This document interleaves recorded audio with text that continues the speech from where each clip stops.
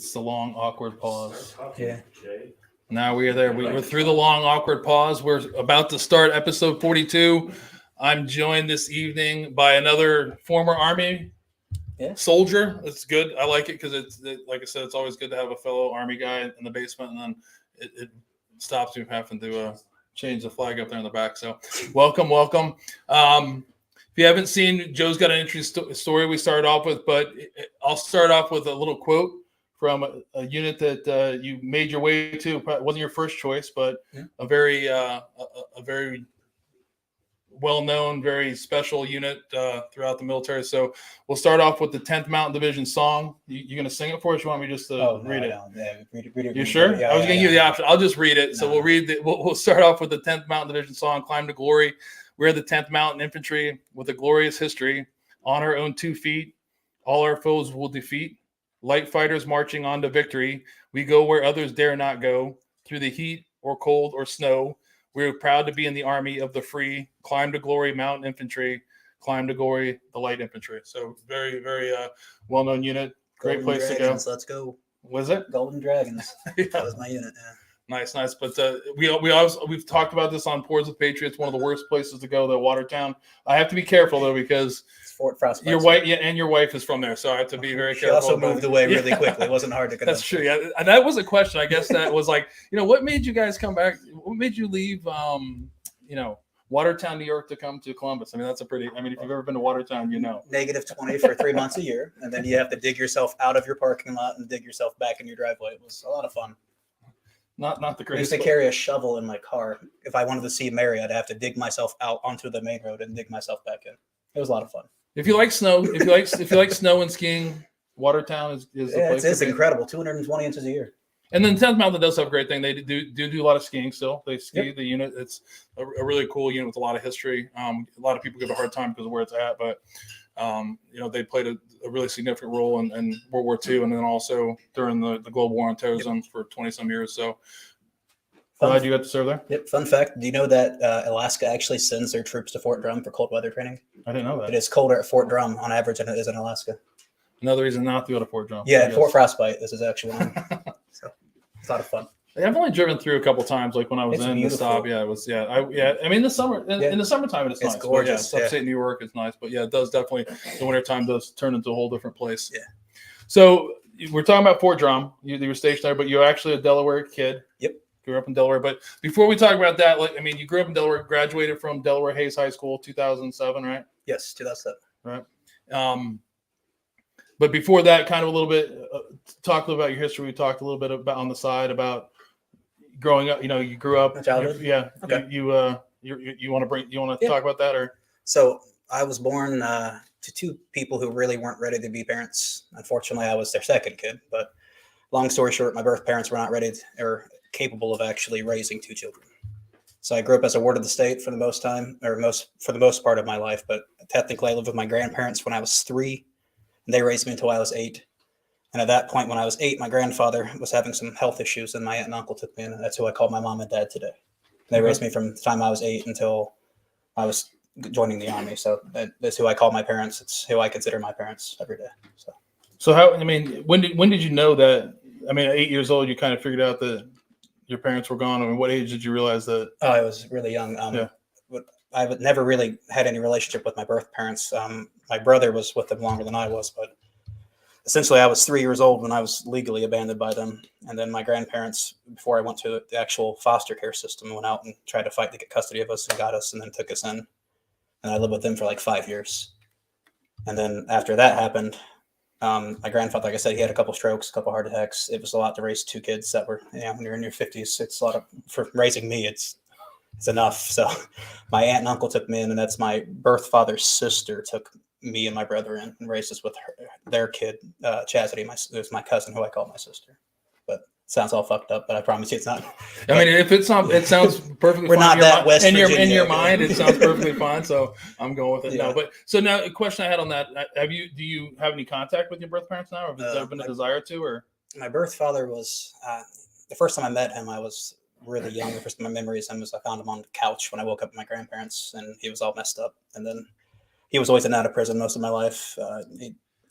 Amazingly talented, intelligent person that never had any ability to use, never desire to actually improve himself. He just kind of always did whatever he had to do to get money, and unfortunately was hanging around the wrong people. Got caught up in it and went to jail.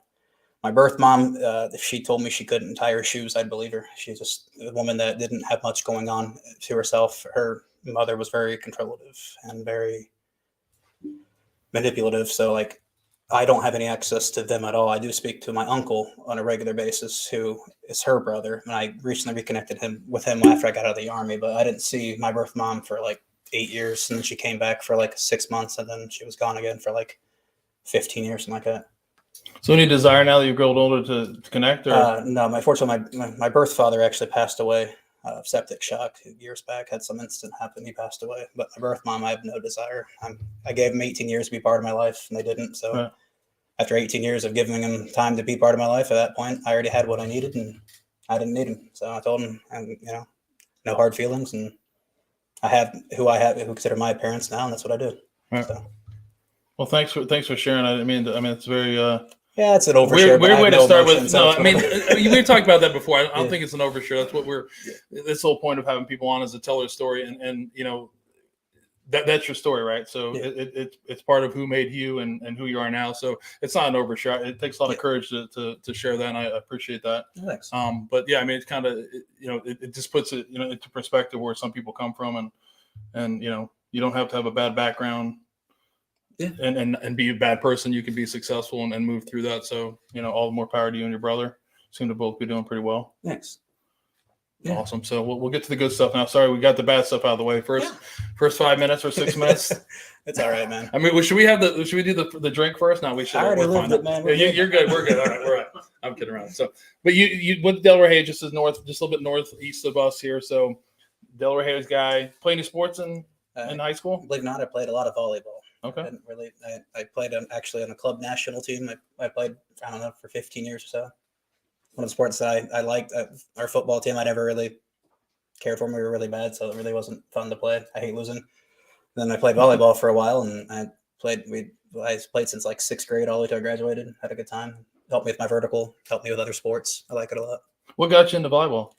My brother, actually. One day he went to some open gym with another friend. His best friend, Jimmy, went there and said, "Dustin, you got to come out and try. It's a lot of fun." So a lot of guys, a lot of outcast guys, kind of people hanging in the back, and a lot of real cool people, man. And then one day he's like, "Hey, you should come with me." And then I was in 6th grade. I was 11, going up the high school varsity open gym and getting absolutely destroyed by grown adults, essentially, and trying to learn how to play this game and getting embarrassed, but.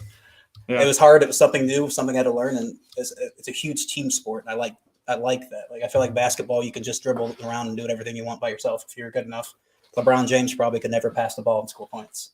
But volleyball, like you actually had a team. Like you needed your teammates to play with. I like that. I don't know.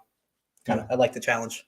And volleyball's picking it up for men. Like, I mean, women's volleyball has always been popular in high school and stuff like that. But around here, you start talking about there's a lot of really good teams that are forming in high school. It's becoming, I mean, and they're super athletic. You see some of these guys that play, collegiate level. Vince Carter. Most people don't know that Vince Carter was an all-state volleyball player. New York. Legit. It's if you watch his vertical and how he jumps, it's literally a volleyball approach. It's 2 feet every time. Oh wow, I didn't know that. So Vince Carter has played forever. He's really good at volleyball. Nice. So no aspirations to go play in college, or was it? No, I actually went to Ohio State for a couple of years, and I just was focused on school and working. I was doing both. I didn't really have much time beyond that. And obviously playing video games like every college kid, and I just kind of hung them up at that. Play a little bit of sandball here and there when I could. That sand's a lot easier on the joints than jumping on like concrete or hard floor. So, all right. So you went to Ohio State, Marion for a little bit. Yep, 3 years. What were you majoring in then? Technically, I was a math and psychology double major is what I wanted to get into. Took a lot of psychology classes. My aunt, who's my mom, has a master's in criminology and a bachelor's in psychology. So I've always grew up like reading a lot of psychology books. I thought I was really good at that. And I'm very good at math, especially mental math. So I figured, having a degree that says I'm good with people and I can do math is, valuable. And then I realized I didn't want to be in school until I was 30. And then I was like, well, I could join the Army because my brother at that time, I think he joined in 2009. He joined the Marines, and I went through his MCRD, Marine Corps Recruiting Depot in San Diego, California, when he graduated. And just the second I walked on that base, I just loved it.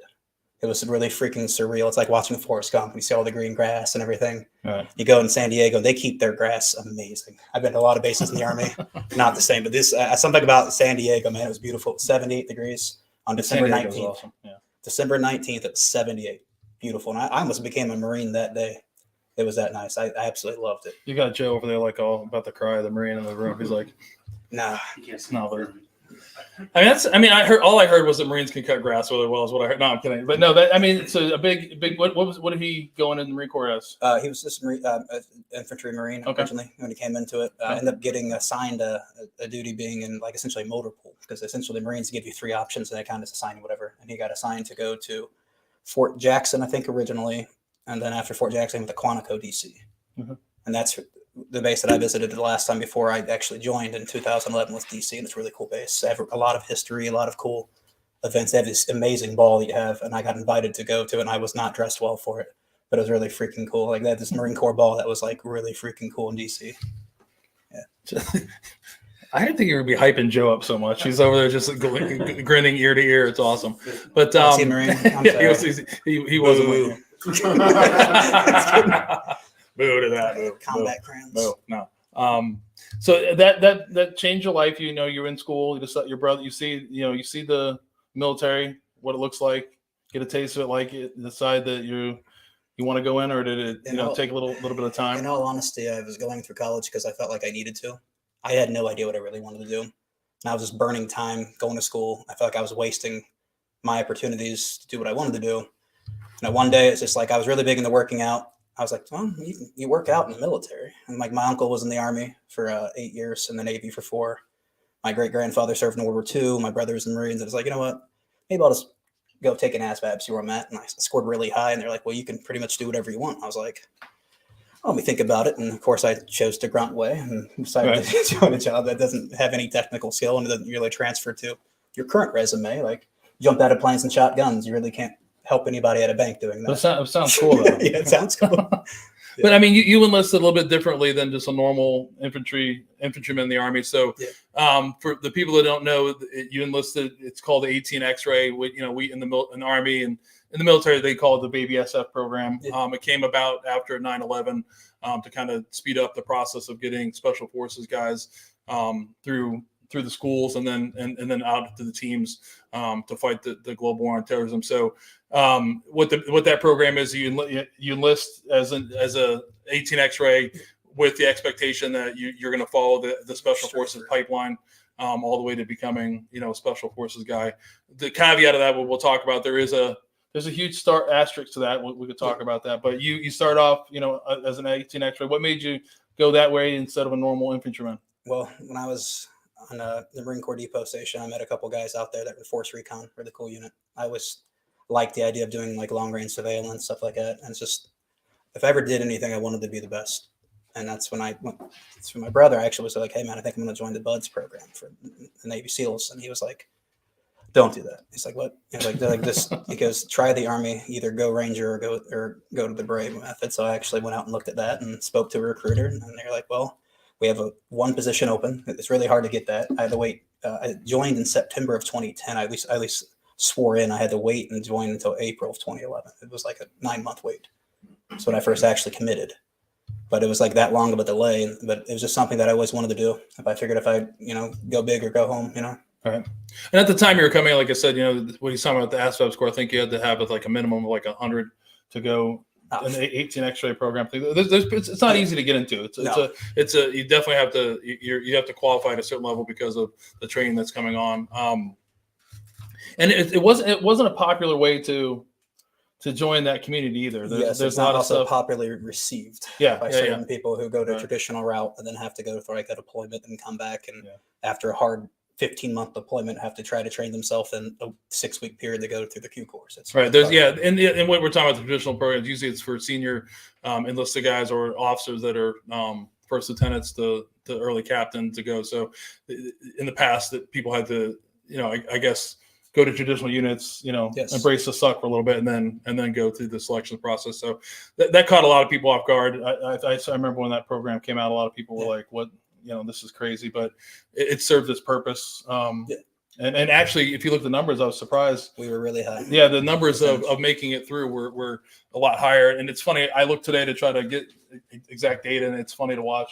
You can see there's definitely the old timers that are trying to beat the numbers down. Hey, yeah. I've had some old dudes that could still move, man. No, but what I mean is that there's an argument of like these guys, they'll be like, this wasn't good for the teams and all that kind of stuff. But, what they found was with the young guys like you that came through is you didn't have any bad habits. You were able to, get some training and train the right way and be ready to rock and roll. It's like going through basic. A lot of people, the hardest person that trained to shoot a gun in basic is actually a person who already has experience shooting, because if they don't shoot the way you want them to, right, it's really hard to break that habit. So their method was, we're going to mold you out of clay, put you how we want you, and then go out there. And it's really hard to be on an SF team in your 30s, late 30s especially. It's so high impact on your joints and everything else you do.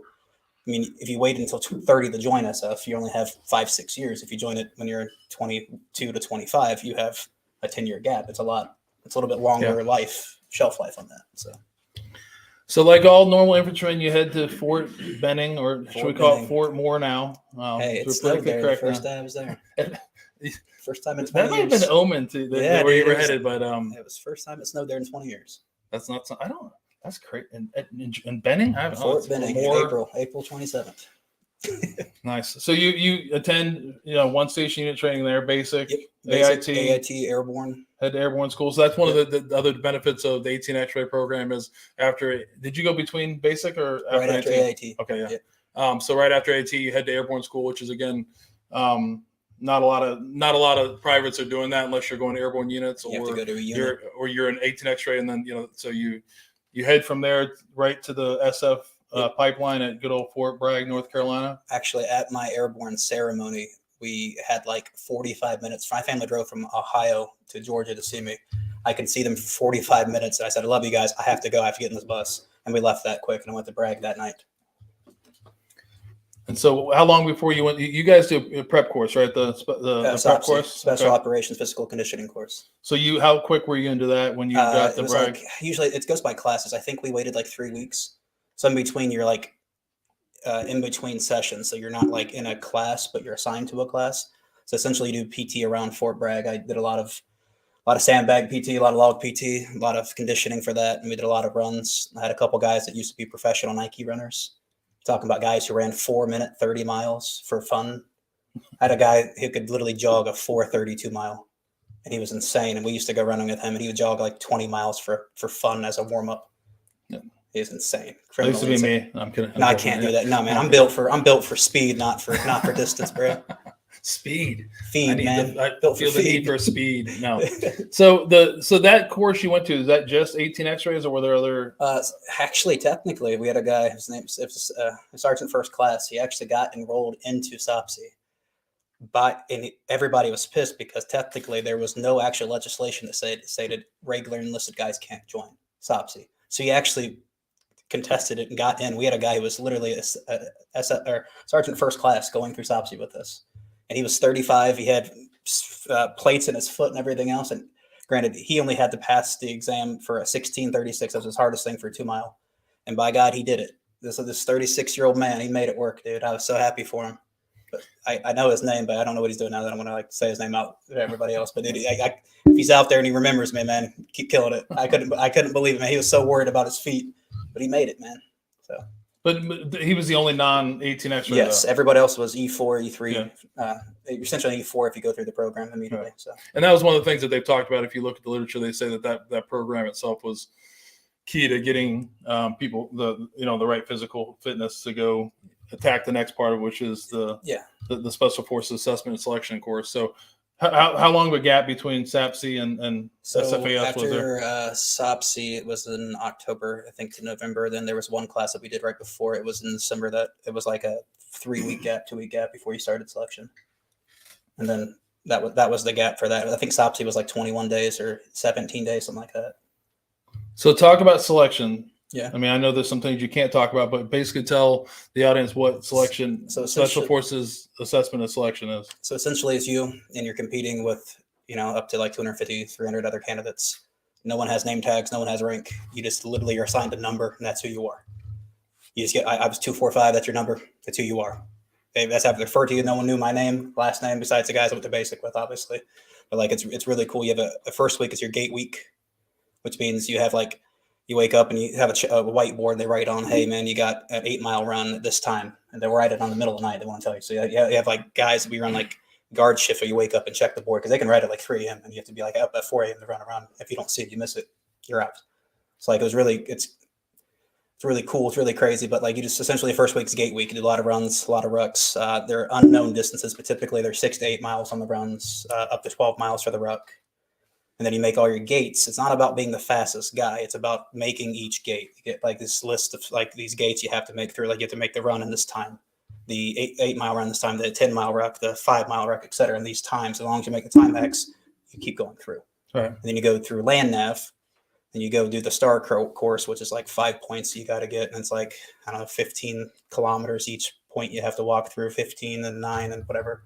Walk like 30 kilometers. And then you get through that week, and then you go to team week, where you essentially have a team building exercise where you compete against other teams. And you're trying to, like, for us, we had an apparatus that we had to carry X amount of distances to the finish point. And you get like a bunch of items and stuff. Like you have to take your belts off and make like a little rig and rig up your apparatus so you can carry it and run with like, 500, 1,000 pounds, whatever it was, and run down like, 5 miles. It's pretty fun. A lot of sand, beautiful weather. It was gorgeous. It's really an advantage to go through the Q course, or at least selection in the fall, because all the shrubbery, like all the leaves and stuff, they're all like falling off the trees, so you can see a lot easier. Because sometimes if you have like a point and it's like in April or May, you can have like a little tiny little stake that has a orange ribbon on it, and that's where your point is, and has like a little number on it. It can be covered by a whole bunch of trees. Right. So like when it's all dead, you can see it easier. So it's pretty cool. So the other part, so selection is the one part, that there's a key word in that. There's a part of that's called selection. So one of the interesting things about what Joe just talked about is you can go all the way through that course, and at the end of it, you can become a non-select. And usually that's one of two things from you being your peers saying that you're not. I guess it is all peers really. And that they voted on you because you are put in leadership positions to how you. Yes. Handle these exercises with team people, how you react, and the key thing is what Joe said. There's no rank. You don't know anybody's rank, but you kind of sort of do at some point. You can kind of get an idea of who the officers are, who the enlisted guys are, and then obviously the 18 X-rays would be kind of not very hard to figure out who. Yeah, the young guys that are really fast that look like they only work out and have no idea what's happening. They're like, what are we doing here? But he's definitely not as. But yeah, so it is an interesting. So you can go through all that, and you can get a non-select, and that does happen. I think some of the. I don't know. It's hard to get exact numbers, but I think sometimes through the selection, it was even like 30%, 30% lost. If you got hired, depends. Really could be My particular guys, we had 54 guys go through basic. One guy tore his ACL on Nasty Nick, literally in SOPS. He fell down and blew his ACL off an obstacle course. Yeah. He was out, but we had like 44 people out of like 54 people make it through. In our particular class, we had a lot of guys make it. Yeah, and that's what was interesting when we talked about when it's fun to always research stuff. I haven't looked at that stuff in a while, but it was funny because they said that the old timers said you guys had a better at selection or had a higher rate because you guys knew each other and it was easier for you to identify. And I'm kind of like I don't know if I believe that a little bit, but yeah, there's definitely it definitely can be a point where if you're a bad follower, it doesn't really work out for you because you can make it all the way through, and if you're not holding your weight the whole time, they're not gonna let you through. A key factor though about the peer eval and why older guys are afraid of that who aren't in 18 X-rays because you have to make a vote for your pink slip. Everybody gets a pink slip. You have to write a name on it. Everybody, regardless. So you have to find somebody to vote for, and you don't want to vote your friends out, obviously. So that's why the people are like, well, they're going to vote me because they don't know who I am. Right. But typically, it's very clean and. You have to have a lot of pink slips to essentially get voted out. And we had a guy had like 80%, but he was a douchebag, no offense, but everybody hated him. Right. He had so many votes. It was like the tax were so happy he was voted out. They were like. So what was the reason it wasn't liked? What in that? He came from another holdover status before us. He had something happen to him, and he came in, and we had this giant event where he had this team event where like before we went to selection, that's a Commander's Cup thing we had to do. And it's like we compete against other teams in other classes, and the winning team gets like, whatever days off or bullshit. So you have guys who are in this phase, and you compete against them for like a Commander's Cup shit, like you would at like a battalion level. And this guy came in and talked this big game. He's like, oh man, I'm running like, 12-minute mile or something. But this guy's like a big guy. And I was 220 and this guy had to be like 240. Tell me he's running sub 12, 2 miles. I'm like, I don't know about that. So he got picked up in this, one of the 2 teams that we had, and he could not finish the runs. He couldn't finish the rucks. He was the most out of shape person I've ever seen in this whole thing. And we're like, what the fuck, man? So we had all these guys, we had a guy that ran a 9:32 mile, and this guy ran like a 16-minute 2 mile. He told us he ran like a 12-minute. We ended up losing because he only selected 10 people for each group. So like we selected him thinking this guy's a stud. He's big, he can ruck, and he came up and literally dropped an egg and then went to SOPSI in selection and got absolutely eradicated from the only reason I laugh is because my younger son just went to college. Yeah. And his roommate, before he connected, his roommate said, my son plays baseball. And he was talking to him, and most of the athletes are paired up, and this kid said, oh, I play baseball too. And he's like, oh, that's cool. So my roommate, he's like, what position do you play? And my son said, I'm an outfielder. And the kid's like, well, I'm an outfielder too. And he was like, oh, that's cool. So we show up practically the day. We show up the day to check in, and he's not there. His roommate's not there. And like we check and we go talk to the coach, and we're like, yeah, Gabe's roommate's not here. The baseball player. The guy's like, who are you talking about? So come to find out, the guy doesn't even play. He's not an outfielder because he doesn't even play baseball, but he's like, it kind of reminds me of that. He's having a full blown conversation. Talk about backyard baseball, the computer game. I don't know what he was talking about, but it's just like, that just sort of reminded me of, I can run 2 because we have that. I'm telling you, this guy should have been a salesman because he was so convincing. You're like, fuck, if he runs that fast, take him. We have, but that is the whole thing of like the military. You do. It is a competition, everything right? you do, and everything's a workout. Right. If you do it right. Yeah, and the running is like a big deal. A lot of people like to talk shit and do that because it reminds me too. When I was in the reserves in Texas, we got a new lieutenant. He was the first lieutenant, and he's probably not at the time. He was a 101st guy, so he was out for a little bit, gained a little weight, and we were, how they did it. Would they say who's going to run like sub 12 minutes? Who's going to run to assign graders? That's why they do that, so the graders know who to look for. And this guy is like. They were like, who's going to run sub 12? And he goes over there, and we're kind of like in that group. We're like, man, I'm not buying this, right? So we look at him, and so he literally in the middle of like the whole company is like, what about if you're running sub 11 or sub 10? Who's watching me? And like we're looking at this guy, and like I'll never forget one of the guys like, there's no way you're running like a sub like a sub 12 minute. The guy's like, what are you talking about? I've never had a PT test that I did not run under 12, like all this kind of stuff, and he literally ran like a 16:50. But it was all day. He failed the minimum standard. Yeah, it was just, and he was like, "Oh, I haven't run in like 2 years." We're like, we knew that. Like, I don't know what you were. I had a friend that one of the guys, the fastest kid alive, he actually set a lot of the Q course records for fastest run. He literally would go on a 19.2 mile jog for fun in between training sessions because he thought that's how he recovered. We told him never tell our techs because if it works, they're going to be convinced that now everyone has to run 20 miles after some bullshit. So like we were like, don't do anything. This guy ran so fast through the in selection that he actually beat the truck. They lay out cones to tell you where to turn. He ran 1 mile the wrong way. They had to chase him down to the truck, tell him he's going the wrong way. He turned around and still beat everybody by 15 fucking minutes. Wow. Dude is a freak. He ran 12-mile ruck in about an hour and 37 minutes. That's crazy. Not a real person. Like I would keep up with him for the first couple miles, and I'd be like sweating down my sides, like cramping everything else. He'd just be out here just like a robot. And he'd look at me like, "You okay? Like, don't talk to me. I'll kill you." Yeah, I was so mad. I'm like, you're not a real person. This is not our thing. He was just incredible. It's like a brother to me. I love this guy to death, and I miss him every day. So yeah, there's some people who are definitely not human when it comes to some of the things that you see. So you make it through selections. Things are going well for you, and then things aren't just like that. Very briefly, and then just like that, things aren't going well for you. So we got out. What happened? What happened? We got out and we went out and celebrated. After that, everything was going great. We went out into a club, and one of our guys, his dad used to be CFO for ExxonMobil, actual like a oil company. Is that what it is? Exxon or Enron? Exxon. Anyways, he gave us the same, but they gave us very different. One of the two. Okay, he was a high up guy, and the guy was a very wealthy kid, and he never would have assumed that guy from Texas, really lovely guy. I love this dude too. And his dad gave us his company card and said, "Hey man, let's go out and it's on me." So we went out and had a good time, and we drank the whole freaking night. Racked up like $3,000 on the freaking tab, and we're like feeling bad because his dad called us at like 2 a.m. He's like, "Hey, what's your guys' tab at?" I'm like, "Dude, it's like $3,000." He goes, Oh, if I knew you guys bring out a bunch of pussies, I would have gave you guys my wife's purse instead. So then we drank more, and I don't know what it was at when we left, but the dude paid. I don't want to say his name, but he paid it, and then we were great. And then literally the following Monday, we had sandbag PT, just like a recovery thing. I just went to grab a sandbag, took one step, planted my foot, heel collapsed, and that was it. It partially tore my Achilles. Immediately had to go to the medical tent. Went there, and they actually thought I tore both of them. I partially tore one of them like 15%. I didn't need to have surgery, but unfortunately, the way it was torn, he said it's going to be 90 days to 120 days in a boot. So I got put into a non-training status, medical holdover status, and then at that point, once you're in that status, which I did not know at the time, after 30 days, you're free to be in a pool for any unit in the U.S. Army to take you if they need you for deployment. Right. So during that time, when I was in this holdover status in my boot, I actually got randomly assigned to go to Fort fucking Drum, the only non-airborne unit on the list. So like they tell you, well, you can go to like Italy, you can go to Alaska, whatever this was. Okay, whatever.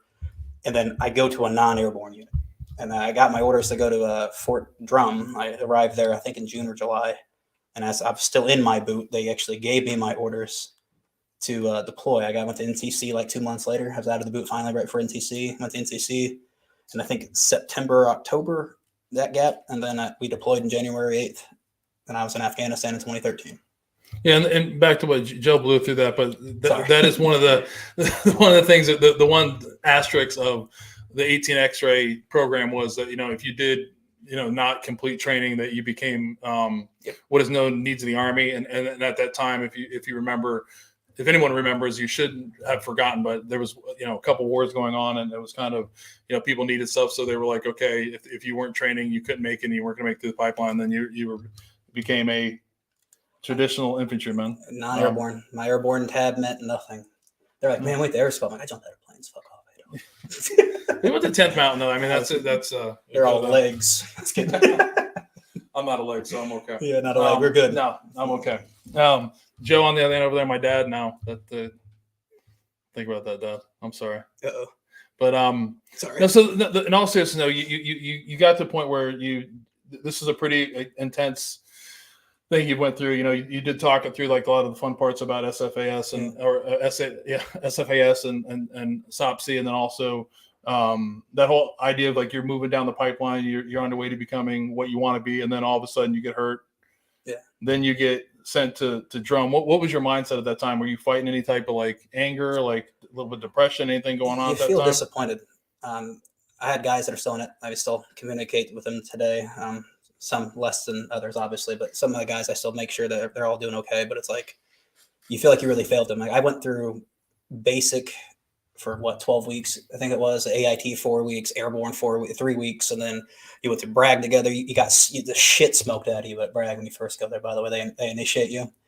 We got there at 2 a.m. and I got smoked. The second that we get off, the guy gets on this bus at Fort Bragg, and they immediately take us out, and we start getting smoked to death.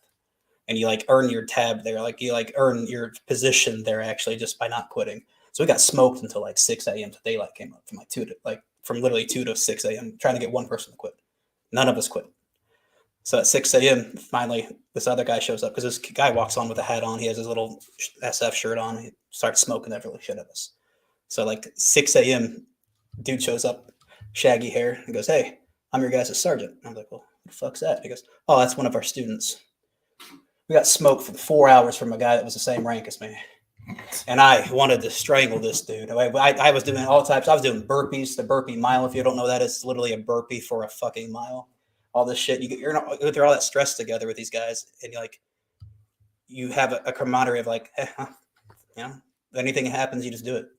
Right. Like, hey, we need to do this. All right, cool. Fuck it. You miss that. And then you go to a regular unit and you have all your guys like, oh yeah, man, I just graduated. And you're like, cool, man, cool. So I was overseas, and I mean, they all graduated, like most of them graduated, and it was like, okay, cool, I'll complete it when I get back. And then, like you kind of feel like I missed out. Like I kind of was like you let the guys down. That's how close you were. I mean, you jump out of planes together, you eventually become friends. Right. Like, no matter how much you like them or not, it's like, hey, well, we did a bunch of dumb shit together, so you might as well hang out. So you worried about them? How were you doing though? What did you? I mean, you talk a lot about them. What was your feelings? Did you think you were going to have a chance to go back, or what was I had fully intended to go back after my deployment. I like I said, I said the ASVAB. I had the Right. PT score. I always scored over 300 if I wanted. I could get a 260 without even trying. That's what the minimum requirement was. Which it just push-ups obviously for me are pretty easy. At least they were when I was healthy. But Right. I always wanted to complete it. So then I went to Afghanistan. We did 9 months at Eastern Paktika. Got to be at FOB Super FOB, which if you don't know, nothing super about FOB Super FOB. There's literally not a Except PX, for the not name. a barber, nothing. You get this thing in your little orders like, hey, you're going to FOB Super FOB. I'm like, oh, that sounds pretty cool. It's Super FOB.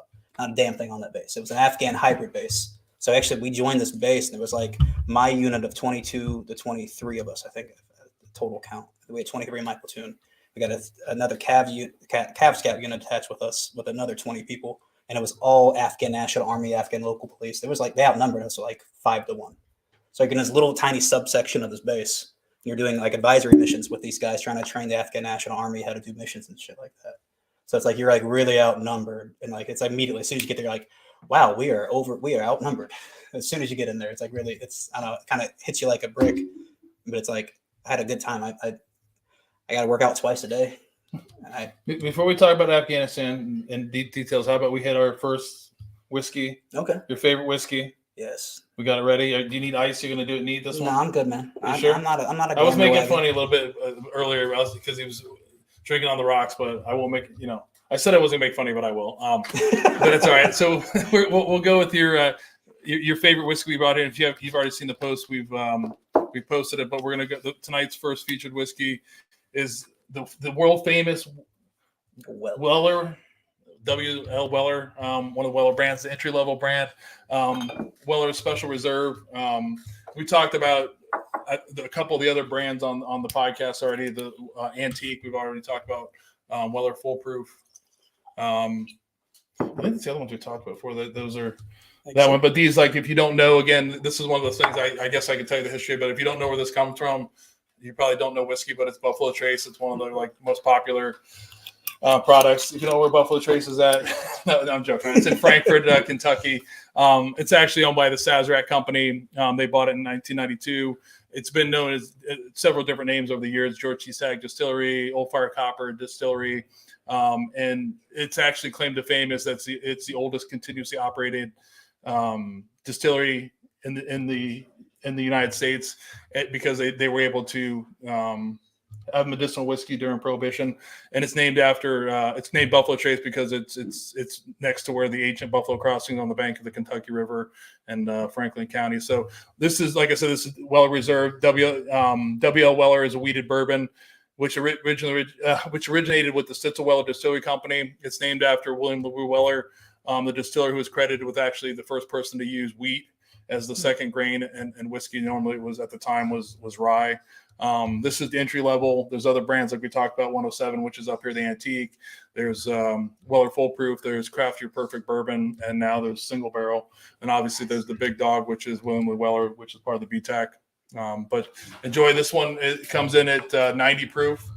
It's aged 4 to 7 years. They don't really tell you what exactly it was, and this is like the other ones we've had in the past, the other Wellers. This is Buffalo Trace's wheated mash bill, which is undisclosed what exactly that is. But this is a great sipper, great proof sipper. I think you can't go wrong with. Used to be a lot more popular in Ohio until you could get it everywhere, and then everybody started to kind of be like, it's not that good. But once more people started picking it up, it was just normal. And then I mean, it was one of those things. Like if you went back like 5 years ago, it wasn't any. It was like in Georgia. I remember seeing in Georgia, people would go crazy for it. But when, like anything else, if there's an abundance of it, people lose interest in it. Yeah. And then also with whiskey is, the Antique is probably is way more popular and has a way higher secondary value. So I think people go after that a lot more than this one. But the Special Reserve is always great. It's a nice sipper. I like it. For $25, you really can't beat it. It's a really smooth, easy thing to drink neat on the rocks. You don't feel guilty about using it as a mixer if you have to. That's true. Yeah. You don't have an Angel's Envy that you're $100 bottle that you're like, you don't really want to mix it with anything.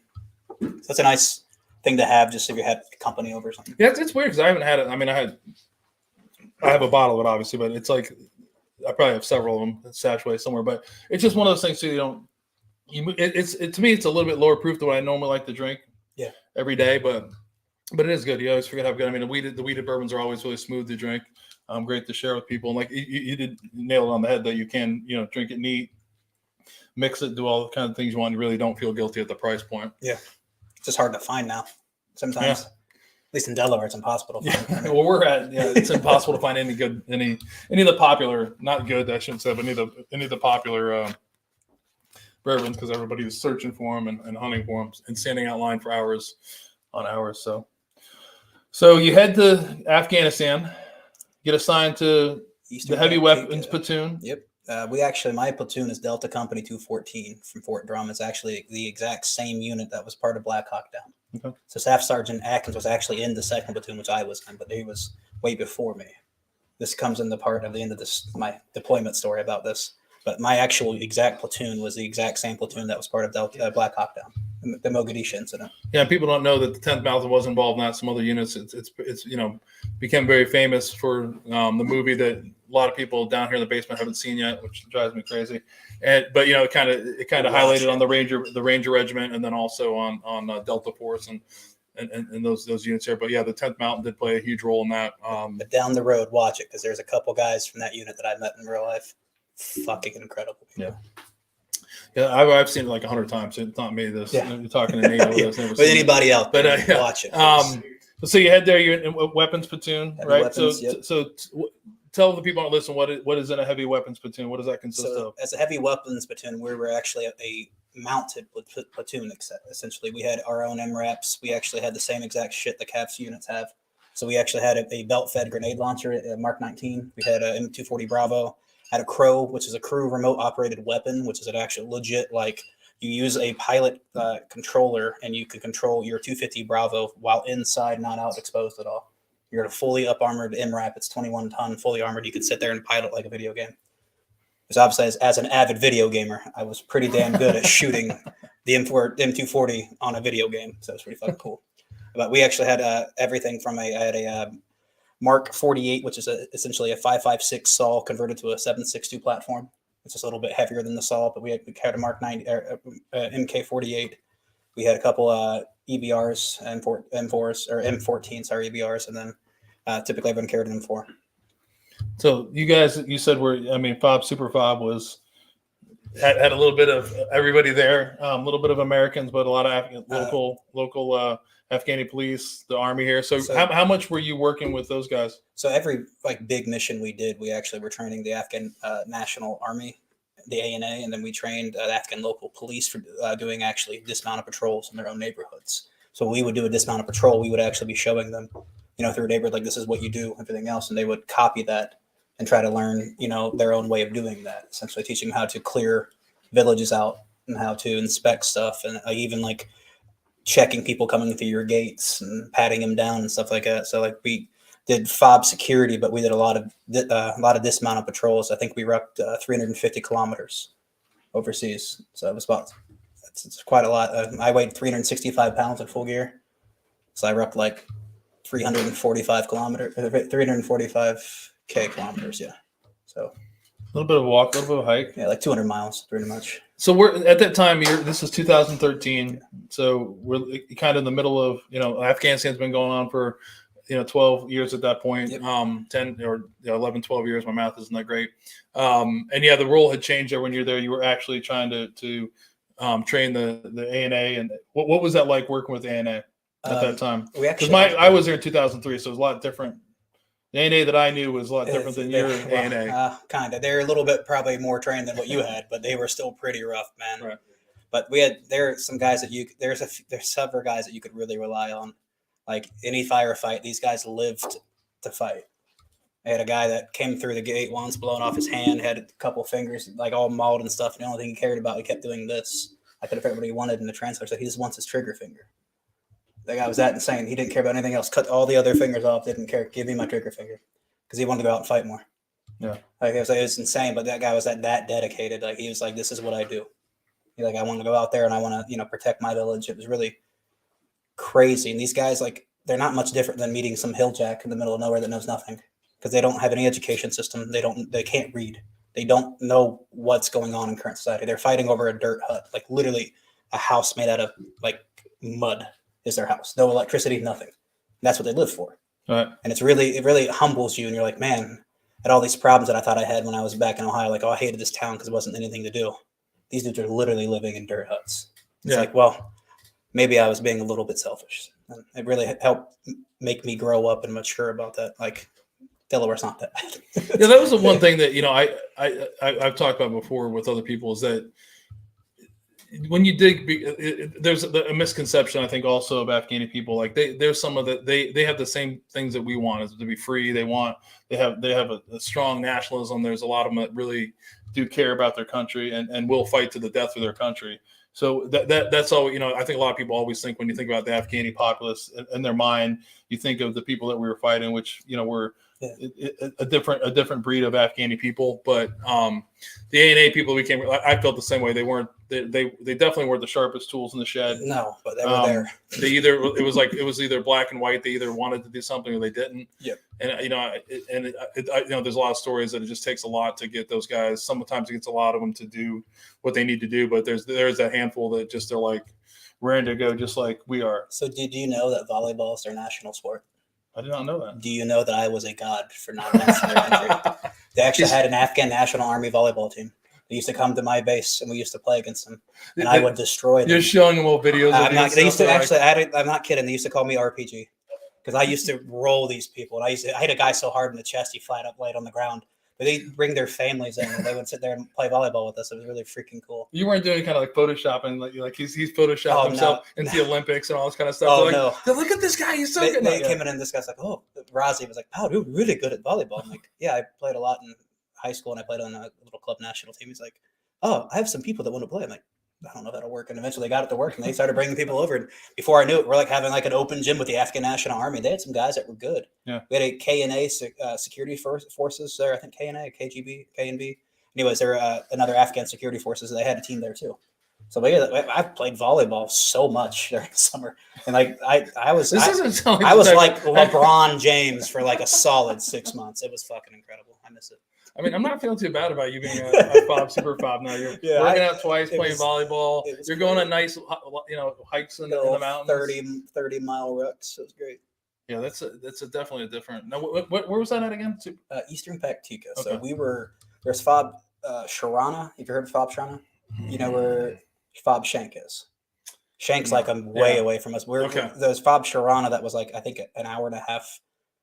Flight, 4-hour drive, or if you took the MRAP, it's like 4 hours. But then we were literally like, I think, I'm assuming 10 miles or less from the Pakistan border in Eastern Paktika. Okay. So like little map, if you have like a little curved part of Afghanistan, it was right in that little tiny like right side corner. That's where we were at, right on the border, essentially doing patrols to keep weapons from coming in the country. Because most people don't know that most the weapons and trained soldiers that come in Afghanistan aren't actually from Afghanistan. A lot of them from other countries that are coming through the Pakistan border.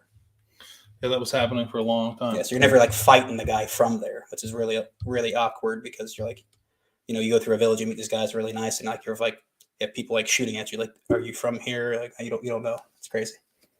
So the dismounted stuff is, like a lot of people don't realize about Afghanistan. You should know by now is it's not this flat desert. It's a pretty mountainous region of the world. 7,000 feet above sea level. That's where you guys were? 7,000 feet above sea level. It's higher than Denver. Everyone's shaking their head. So when you're 365 pounds like I was, and you're walking in super high elevated area, it's not really built for people like me or you. Yeah, I mean, I wasn't that heavy. Maybe I was. I don't know. Man, I kind of think I wasn't. No, I think my army fight weight was like 208, 210. Like that was that's not bad. Because we had the other thing with me is like that's another thing of our size you probably know is like the height weight standards. Like I failed. You failed all the time. It's like it's the craziest thing. I was never weighted in tape, but I joined basic at 207. I left basic at 217. Went to SOPSI, left SOPSI at 222. I kept gaining weight because I always did a lot of low carb dieting. But I was 220 at 12. Yeah. So I was a fairly large guy. My mom's 6 foot tall. My dad's 6'5". 220 at 12 years old. Yeah. And you weren't playing football. They didn't line you up in the. I wasn't the same 220 I am, now. But I was a big kid. Then that's like just a lineman. You just throw you like. Originally, I was told I was so stocky. Like, hey, you'll be lucky to be 5'8", and I was like 6 foot tall in like a minute. They're like, you're gonna be 6'5", and I never grew another damn inch. I grew like an inch and a half in 20 years now. Yeah, you are kind of short though. Yeah, the fuck Miller off, man. clan. You wouldn't have made it in the Long-legged- Miller clan. Long-legged, non-NBA playing having fuck. The volleyball. I mean, imagine you were 6'4". You could. Dude, don't even tell me. Don't even tell me. If I was Karch 6'4", Karai or man, somebody, like you could have you been would like, have seen me all over NBA because I can jump. I was doing great. If I was 6'4", you could never see me You had again. a bad Achilles. So how are you playing? I mean, Most of the jumping is calves and quads, Okay. so everything I do is I can't jump off one foot. I still can't. It's because the whole thing. I Right. can't plant. I'm my left giving foot. you a hard time. Yeah, and I'm saying, but I can still jump pretty well. Even at my body weight now, I can still hang on the rim, but it's not because my knees all ruined. I can't land. That's my issues. I could still get up. My body's not meant for landing. You can land. Just land on your back, like it's like airborne school, just like turtle, like eating shit. You yeah, just get just fall, you you spend gotta- 3 weeks learning how to fall, and then you get to do it for real for 5 jumps. That's great. So a T-10 parachute is only designed for a 180-pound soldier. So I went through airborne school, and Sergeant Vought told me, I can teach you every day for the next 6 months how to land properly. It's still going to hurt for you. So when you land, it's going to suck. Oh, I know. So Yeah. I was 220 going through airborne school, and it was like, when you land, you're going to land like a sack of bricks, and it's going to suck. And Right. he was right. I know that feeling because I've exited aircraft like the last Yeah. person and been the first person to land because you're just like, this isn't right. And pretty much like I always hear stories where people are like, oh, I had such a nice landing, and I'm like, I had one, and I ended up almost biting my tongue off in half. So I don't know if that was a good one, but I didn't hit my head. I didn't feel like I knocked myself unconscious or hit one part of my body that was going to feel like it was going to fall. But yeah, it's an interesting concept that if you've never seen it, the heavier people do fall a lot faster. Yes. There's it's a given. So you watch like these small people that are 120 pounds. It looks like they're up there for like. If you have time, I have a story about that. It's when my first jump I took, I jumped out and I jumped out the back of this plane. We went right and left side exits at, I think it was at 130. And long story short, I'm jumping out and I pull my chute. You know, the inspection you do, you look up, make sure everything's good, your risers are good. I hear, I'm like, what the hell's that sound? And all of a sudden I hear, on your left. And I look left and there's a guy coming at me. And we start doing like a pendulum, like this. I'm pulling left and then pulling right. We're swinging. I'm thinking this is the worst thing that could possibly happen. I'm like, fuck. Like I'm dodging this guy midair. And I'm thinking, don't let your chutes overlap because you'll start dropping, right? Right. So like I'm trying to like get us out of that little pocket. And I'm like, this is so bad. And I'm like, I'm just gonna pull right, hold left. He's like, we did it. We finally got out of each other. I'm like, man, I'm gonna look like an idiot. I look behind me and I hear the other guys cussing.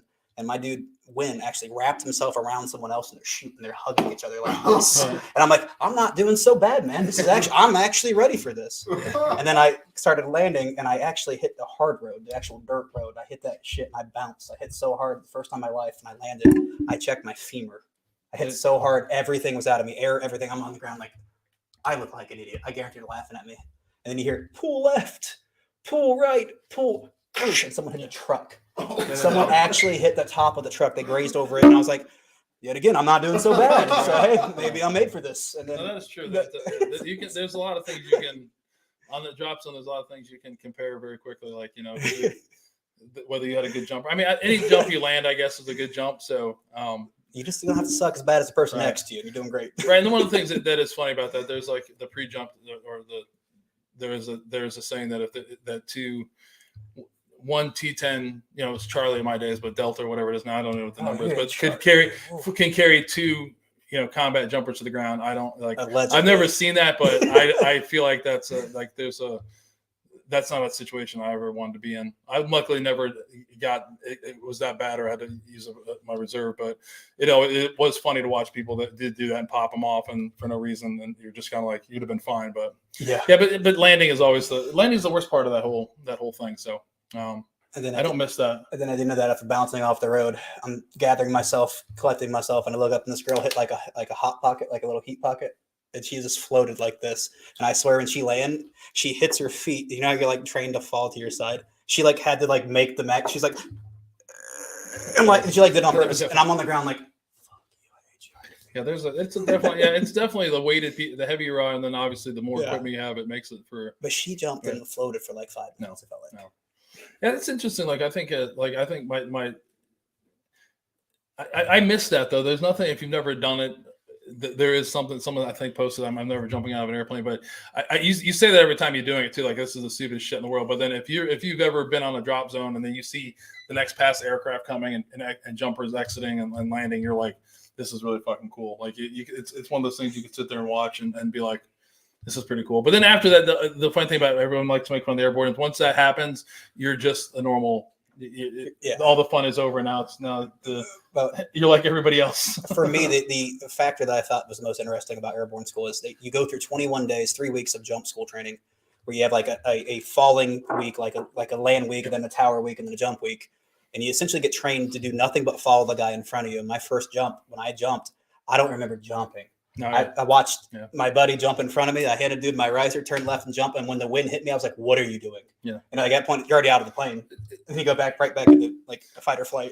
It's one of those things that like what's funny about that school is if you looked at how it's been the same for so many years and the things that have changed but have remained the same is it definitely teaches you everything they do is it's all repetition. So a lot of things have become so ingrained in your mind that you really are not thinking about it. And if you really, the point you talk about is if you really think about it at some point, when you do think about it, it gets a little like, what am I doing? Like there's like the only time I used to the last 50 feet is when I would regret being airborne because I knew what was coming and I'd just be like, oh gosh, this is like, just don't let me break my leg. And I used to say that out loud. Don't let me break my legs. Don't let me break my legs. That false confidence you get at 500 feet where it's really nice. You're like, man, this actually looks really nice. Not me, though. And you look down and see the ground coming really quick, and you're like, I'm going to hit that really hard. That was me. But I always you always know that's coming. So there's not like but there's just that like the view. The view, yeah, but it is for a second. But then you realize that the pain's coming. The ground's coming no matter what happens. And it's like, gravity is happening. So you have no choice on it. But I always feel bad. Like I can't imagine like people like they go to airborne units like at 40s and their 40s and stuff. And I'm like, I could not I could do it one time now, I think. And I don't think I'd be able to walk off. I'd be so sore. Everything would be hurting I love the defect in Bragg every time there was a jump week. You'd see like 40 people in crutches. I felt so bad. And it's like, yeah, don't worry. Only 40 of us got hurt. I'm like, how many people jumped? Oh, like 100. I'm like, how is your captain alive? Man, that's insane to me. It's definitely a young man's game, like a lot of things in life. Even that, it's still, I don't know how someone does it in their 30s. There's no way. Anyways, 30s weren't bad. I mean, not me, man. 21 to 22 was perfect for me. I still don't know. I ain't doing it at 32. I'm 34. Ain't no way in hell I'm landing on the ground like that. It's definitely. I think that. I mean, you see people are doing like I think my airport school we had a chaplain who was 49, an Air Force chaplain, lieutenant colonel. So I was like, ooh. You know how the dinosaurs are wiped off this planet? What's that? You know the dinosaurs died in this planet? That's practically me coming down now. It's not happening. Hey, he did it. I give him kudos to him. He made it. So, it was definitely a young man's game, that whole thing. But so you're back in Afghanistan. You're playing beach volleyball. You're taking volleyball. There's no beach. You're taking money from all the local nationals. I was actually ANA soldiers. There's other things they paid you with food that was actually really good that you're not supposed to eat, but that's another side story. They have the best food I've ever had was in Afghanistan. They put rice with their raisins, or they put raisins with their rice. I don't like raisins, so most people don't. But during Ramadan, did you get to experience Ramadan when you were there? I was over there, not the same way you did. Like we were still, when I was over there, we were pretty isolated from. I was at Kandahar, so there wasn't a lot of like heavy interaction with the local nationals like you guys, where we were a little bit more, kept away from them. And so part of Ramadan, their religion, their belief is that you feed your neighbors. Mm-hmm. So we're their neighbors. So I had ECP duty, which was gate duty, essentially overnight for my particular team. I was a team leader at the time. So I had me and 3 other guys that we'd run the gate. And then during the days we did the mission. So the users operated on like nothing sleep wise, but essentially we started shutting down our chow hall. Our DFAC was shut down because we're shutting down our base. And Ramadan hit I think it was like June or July.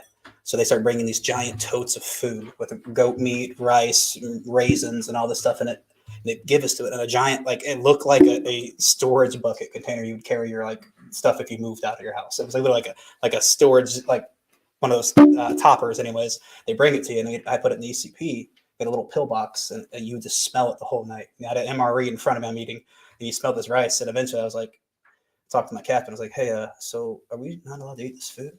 Because they bring it to you every day for like 30 days. So like day 3, I can't stand. I can only smell it all the time now. I was like, I'm gonna try this. So I asked my captain, hey, am I allowed to have this? He goes, well, just give it a try. But if they could kill you, I'm like, all right, cool. So I took one bite and I was like, they can kill me, I don't care. It was incredible. The best food I ever had was by a local farmer who probably couldn't spell his name. He was incredible at cooking, and I absolutely loved their food. So, I had some bread.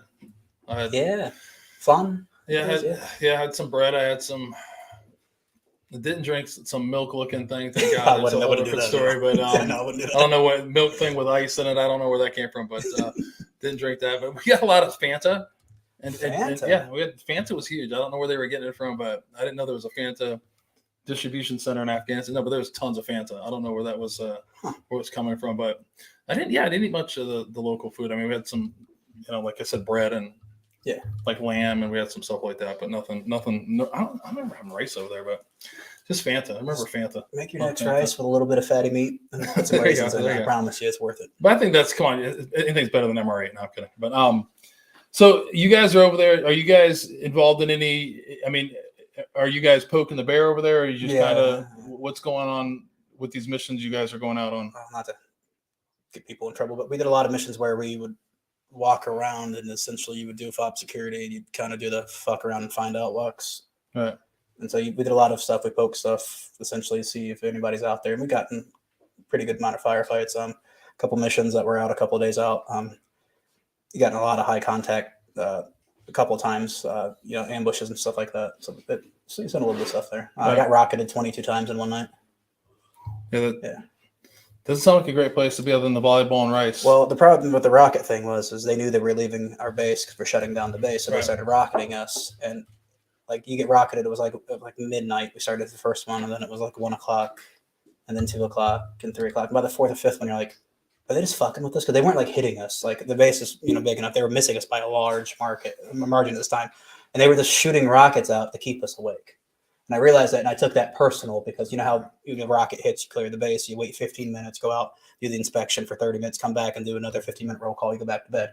So literally the second you hit your bed, incoming. And you have to go back out and do it again. They weren't trying to hit shit. So like it's 22 rockets. It was like literally the whole night. And I was so angry because I realized that they're just fucking with me. Not even trying to hurt me. But I was like, just hit me at this point. But it works. I mean, they knew what they were doing. They kind of about rocket 7, I was going to accept any rocket hitting me because I was like, just hit me if you're going to hit me at this point. Just let me get some sleep. Yeah, right. But yeah. So you make it through Afghanistan, obviously, which is pretty much almost unscathed. You mostly unscathed. Yeah. You leave with a little bit of another lingering injury. Yeah. So when I came back from overseas, towards the end of my deployment, my knee kept like locking and buckling. Essentially, I couldn't like plant my left knee. It was kind of weird. I figured it was overuse. I did a lot of bodybuilding and training, so I figured maybe it's just from rocking as much as we did. So we came back. We arrived in America the 6th of October, I think, 6th or 8th. And if you guys, we had again for Black Hawk Down, if you're not familiar, Black Hawk Down, Mogadishu incident, I think it's the 8th of October. 8th or 9th, I think. 8th or 9th. I think it's the 8th or 9th. But anyways, we get back on like the 8th, and we get told we have a 4-day weekend, right? So we just come back to the States. Everyone checks, and you can't leave the base. You stay within 250 miles. So everyone's like, you tell a bunch of infantry soldiers who were gone for a year that they have 4 days off. What are we doing? We're getting drunk. Everybody got tanked, right? We're talking like people buying cases of alcohol, bottles of whiskey, chugging everything. We get a team. That sounds like here. Before it was great, but it gets worse because it's like Friday night, and I get a text. It's 4:15 in the morning. Cause I went back to my barracks and started playing video games and having beer and just being safe. Wait for anybody if they needed anything. But we had guys drinking like fifths of Jack and getting like absolutely tanked, falling asleep in closets. So I get a text at 4:15. Hey, we have the Mogadishu mile run tomorrow with the guys from Black Hawk Down. And I'm like, oh shit, because I had like 4 of my guys tanked in a closet sleeping, and I'm like, this is not good. So I'm waking guys up at like 4:15. You got to get up now. Like, what do you mean? We have to start running at 5:15.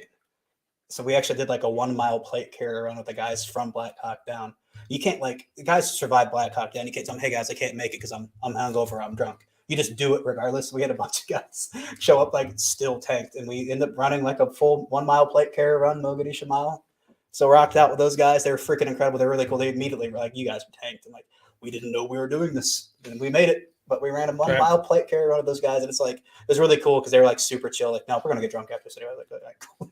But yeah, I had a good time, man. But then at that point, during that 1 mile run, it was really hard. I mean, I've never had any trouble running. I always ran like, sub 12, 2 miles. I was ran easily 13 minutes or less. And it's like, my knee felt really weird. And I was like, I don't know what's going on. And then I went on Monday and I was like, man, something's wrong with me and I can't plant. So I went out and with my doc, and he's like, dude, your knees sounding, it feels like Velcro. I was like, yeah, that's what I'm saying. He goes, no, that's not good. So he's like, you need to go to the captain. So I went to the captain. He's like, you need to get an MRI today. I got an MRI and came back from the MRI, and they were like, you need to have surgery in 72 hours. Like, it was that bad. Like, my knee was destroyed, and I was already acting team leader. I was going to the board. Everything was going great for me. And it was like, At that point, it was like that moment. It was like I was going on my way to be a sergeant, take care of everything else, move myself up and everything else. And it was like I got that piece of paper that said you need surgery, and I showed my platoon sergeant. And that moment, I handed him within the same conversation of handing this piece of paper. He said, "Well, go tell Gonzalez he's your team leader now." And it was over. And that was it. So I had knee surgery, had reconstructive surgery in my left knee. Well, before you go that far, let's I know there's a lot of motion in that. Yeah. So you're how old at this point? I'm 25, I think, technically. Okay. You've been in the Army for how long? 3 years, 2 years. 2 years. A little over 2 years, right? 2.5, 3 years. And you've got, in that short period of time in your young life, you have two huge significant things that hit you. You get hurt, you have to leave the pipeline for the 18 X-ray, then you get to deploy with the 10th Mountain Division, you've got your guys, you're about ready to become an NCO, and all of a sudden now you're hurt and you're not in the game anymore. What's going through your mind at that point? You got to be thinking maybe not so many good things are going on. When it first happened, because the way it was explained to me originally, it was like, "Oh, it's just a routine arthroscopy, you'll be fine." Right. So it was routine surgery, you'll be fine, you'll be back in 6 weeks, 8 weeks. Okay, cool. So I went through the surgery thinking, I'll be back in a couple of weeks, we'll be fine. They had to go through a training event. I couldn't make it. That's whatever. So that's why he was in charge. So he had to learn how to do it because I wasn't doing it. But my actual platoon sergeant read through it. He goes, "Dude, your knee's really fucked." I said, "Yeah, I know." He goes, No, like it's really bad." He's reading through some of the stuff. He goes, "You need a lot of reconstructive surgery." I'm like, "No, it's supposed to be a scope." He goes, "It's going to be pretty bad." I came out of it and got my surgery. It was really smooth at the time, but my knee still felt weird. And I was like, it feels like I keep stubbing my toe, but in my knee. Like every time I'd run, it felt. You ever stub your toe? It's like hitting you like this. Or you hit the mic like that? Yeah, sorry about that. Hit the mic like that. Yeah, but it's like that's what it felt like in my knee. I was like, my knee keeps like radiating for some reason. And then I went back through physical therapy, and we started doing physical therapy for like 6 weeks, and it never got better. And I was like, I don't know what's going on. And then I went to my surgeon. He's like, "Yeah, you have no cartilage in your left knee." And he said, "You'll never run or jump again. I can't clear you to go back." That was it. I could no longer do my job. I was no longer allowed to deploy. I couldn't jump out of planes. I couldn't do shit. I said, "What's the surgery I can do?" He goes, "You need a full knee replacement." And at that time, I was 25. They don't pay for those because a knee replacement only lasts 15 years. At that time, 10. Yeah. So if I had one now at 25, I'd have to have another one. The odds of getting a knee replacement and then still running a sub 16 is 0%. It's really low. So it was done. So you never run or jump again. That was it. So I had to essentially ETS and get out, and that was it. My entire Army career was pretty much done at that point. So interesting. So there's a lot of bad things that happen in a short period of time, I'd say, right? Still good stuff, but yeah. So I got a question for you. Like one of the things you blew through it here, you already talked about ETS, and while you were hurt, you met your wife, Mary. Yeah. So when I came back in October, we had a little brief 4-day weekend, and then I met her. I think I saw her the first time at Buffalo Wild Wings. And then they gave us 30 days off for Christmas, everything else like 6 weeks later. I didn't currently have a car at the time because I was going through too much training. I didn't even need a car, so I never even drove a car there. So I was like, oh, whatever. So I met this person, went home for 30 days and came back in January. And then that's when I had to have my surgery, was I think January, February. And then even after 30 days of being at home on respite, he was still completely just hosed. I still could not walk upstairs. It was all completely it kept buckling on me.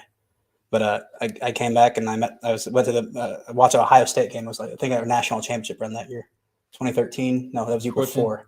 2013 would have been when we were, I think, in the Rose Bowl. Anyways, I only remember 14 because that's when I moved here when they won it. I can't forget that. It's like the worst year of my life was moving here and then having them win the national championship. Everybody in the background doing the all the OHI over there.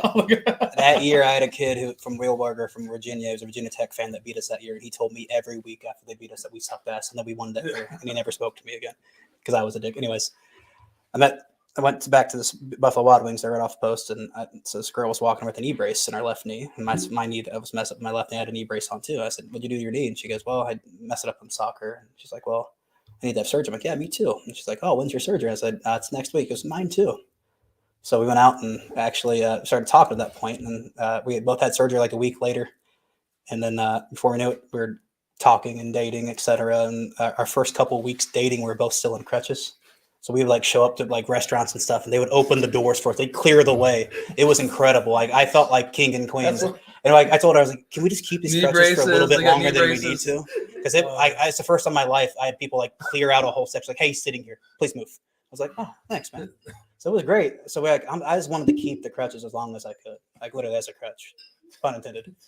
But so just people being nice. I don't know if that's today now. I don't think people care right now whether they have crutches or not. But that's pretty funny. So, question here. So you obviously we talked about it earlier, and you said now you and Mary hit it off. You get married, but let's talk about this real quick. So you had you look back now. You're married now for a little over about 5 years now or so. 2019, but we've been together since 2014. Yeah. You better get that right. Yeah, it's 14. Okay, you sure? Yeah, it's a year after because I met her in you October. stretched out like 14. I came back 2013. Okay, in October, and we met, but not like dated thing. Come on. Okay, you got. Don't throw me with the bus. You don't have to tell me. I know you know my wife's. I know. Yeah, I'll be like he didn't remember the date, but So let's talk about this. Like you armor up a little bit when we talk about this. So you had your Army career obviously didn't go the way you planned it, right? Had your Army career went the way you planned it originally, right? The odds of you going to Fort Drum were 0. I would have never. And then you would have never, you would never went up to that area. So do you look back on that in a different way now that after you met her, do you ever wish your life was different? I mean, honestly, looking at it, do you sit sometimes to go like, man, my life could have been totally different? And no, in such a way, the fact that I love my wife. My wife's one of the very few people who can put up with me. Like seriously, like I don't debate people. I'm very driven. I like doing things the right way, the way it's supposed to be done. And it's really hard to find someone who's like that. And my wife still happens to be very driven, likes to have things done the right way. She's very intelligent. She's a chemical engineer. But like when I would have never met my wife if not for literally getting orders to a base that I should have never gone to. And at that point, you can't get mad at that. It's no one's, control besides, somebody up top, that had to have been like, hey man, here you go. Because had I had to have my knee surgery, my intent was to come back immediately from my deployment after we went through our R&R. I was going to go right back to the Q course, and I had that surgery. And the fact that we weren't both wearing knee braces that same day, I might have never even seen her. I only went back there occasionally to go in town from Watertown. It's like a $25 taxi, and I was like, I only went there a couple of times a month, if that. And she only worked like one day a week at that time, one day that I went on Saturday. Right. But like, I'm super happy where I'm at. Like I said, I would have never met my wife, and it's been the best thing that's happened to me. It's just unfortunate events that happened first. Yeah, and that's why I want. I mean, I was hoping you'd say. I was hoping we weren't like Mary. I had to tell you. No, I'd totally like to be. I'd love to be in a small village without you somewhere in the eastern. I've met you. I've seen you and Mary together several times, so I know that's my girl. The bond you guys have. But it is a good story. Like I think if you like, for me, looking at the bio you sent me and then knowing that your story, a lot of people automatically would be like, things didn't go well for this guy. This guy's going to be upset. You know what I mean? With bitter, but like a lot of things, shit happens for a reason. And if you are able to look through it, a lot of the times, it can be for the better for the most part if you have a good perspective on it and you really look at where you're at now today compared to where you were. So how I explain it, I was abandoned by both my parents. I was briefly kidnapped for 3 months. It's a different story. We'll cover that later. I've blown up. I've been shot at. I jumped out of planes. I mean, shit happens, man. And if all that bad stuff happened for me to meet my wife, it's worth it. Because like I said, the odds of me ever going to Watertown, because no one goes to Fort Drum for fun. I would have never, ever, ever met this person. And that is true. It's been the best thing that's ever happened to me. And I think a lot of this perspective, you got to put into perspective of because a lot of people would, even as happy as you are right now, a lot of people will still be living in the past, and that doesn't really do you any good ever to live in the past. But so are we ready for another pour? Yes, sir. We're going to stay in the Buffalo Trace family. Okay. Have you had a lot of Blantons before? My grandma's last name is Blanton. She's actually from Frankfort, Kentucky, and she's somehow distant related to Robert Blanton. No, you got it going small on. Sport. I've never had Blantons. So. You've never had Blantons, though? No, ironically, no. All right, so I'm glad we got that going here. So this is again part of the Buffalo Trace family. We're not going to go over the history of Buffalo Trace again, but I pulled out a different one today. It's kind of it's still in that lower. We went a little lower proof than what we had before. Just wanted to since you had Weller there, I didn't know if you've had the black before, but we have a couple bottles here. The next one we're going to have is actually the Blanton's Black Edition. Blanton's was first introduced in 1984 by then master distiller Elmer T. Lee, and is considered the original single barrel bourbon. It was the first single barrel bourbon that was sold commercially. What's interesting about Blanton's is all the Blanton's are aged at Warehouse H at the Buffalo Trace Distillery. And what's interesting about that warehouse is that it's actually made of metal instead of traditional wood. So there's beliefs that the increased temperatures allow for a little bit better interaction with the whiskey, as well as the whiskey and the wood that's in the barrels.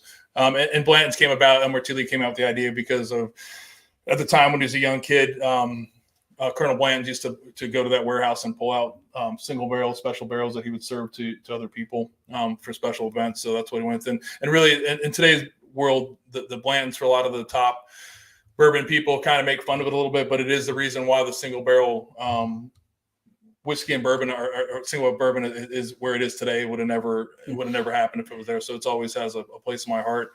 Always have a bottle here for people, but on the right there is actually regular Blanton's. But like I said, we're going to try the black edition first, and it's the Takara Black.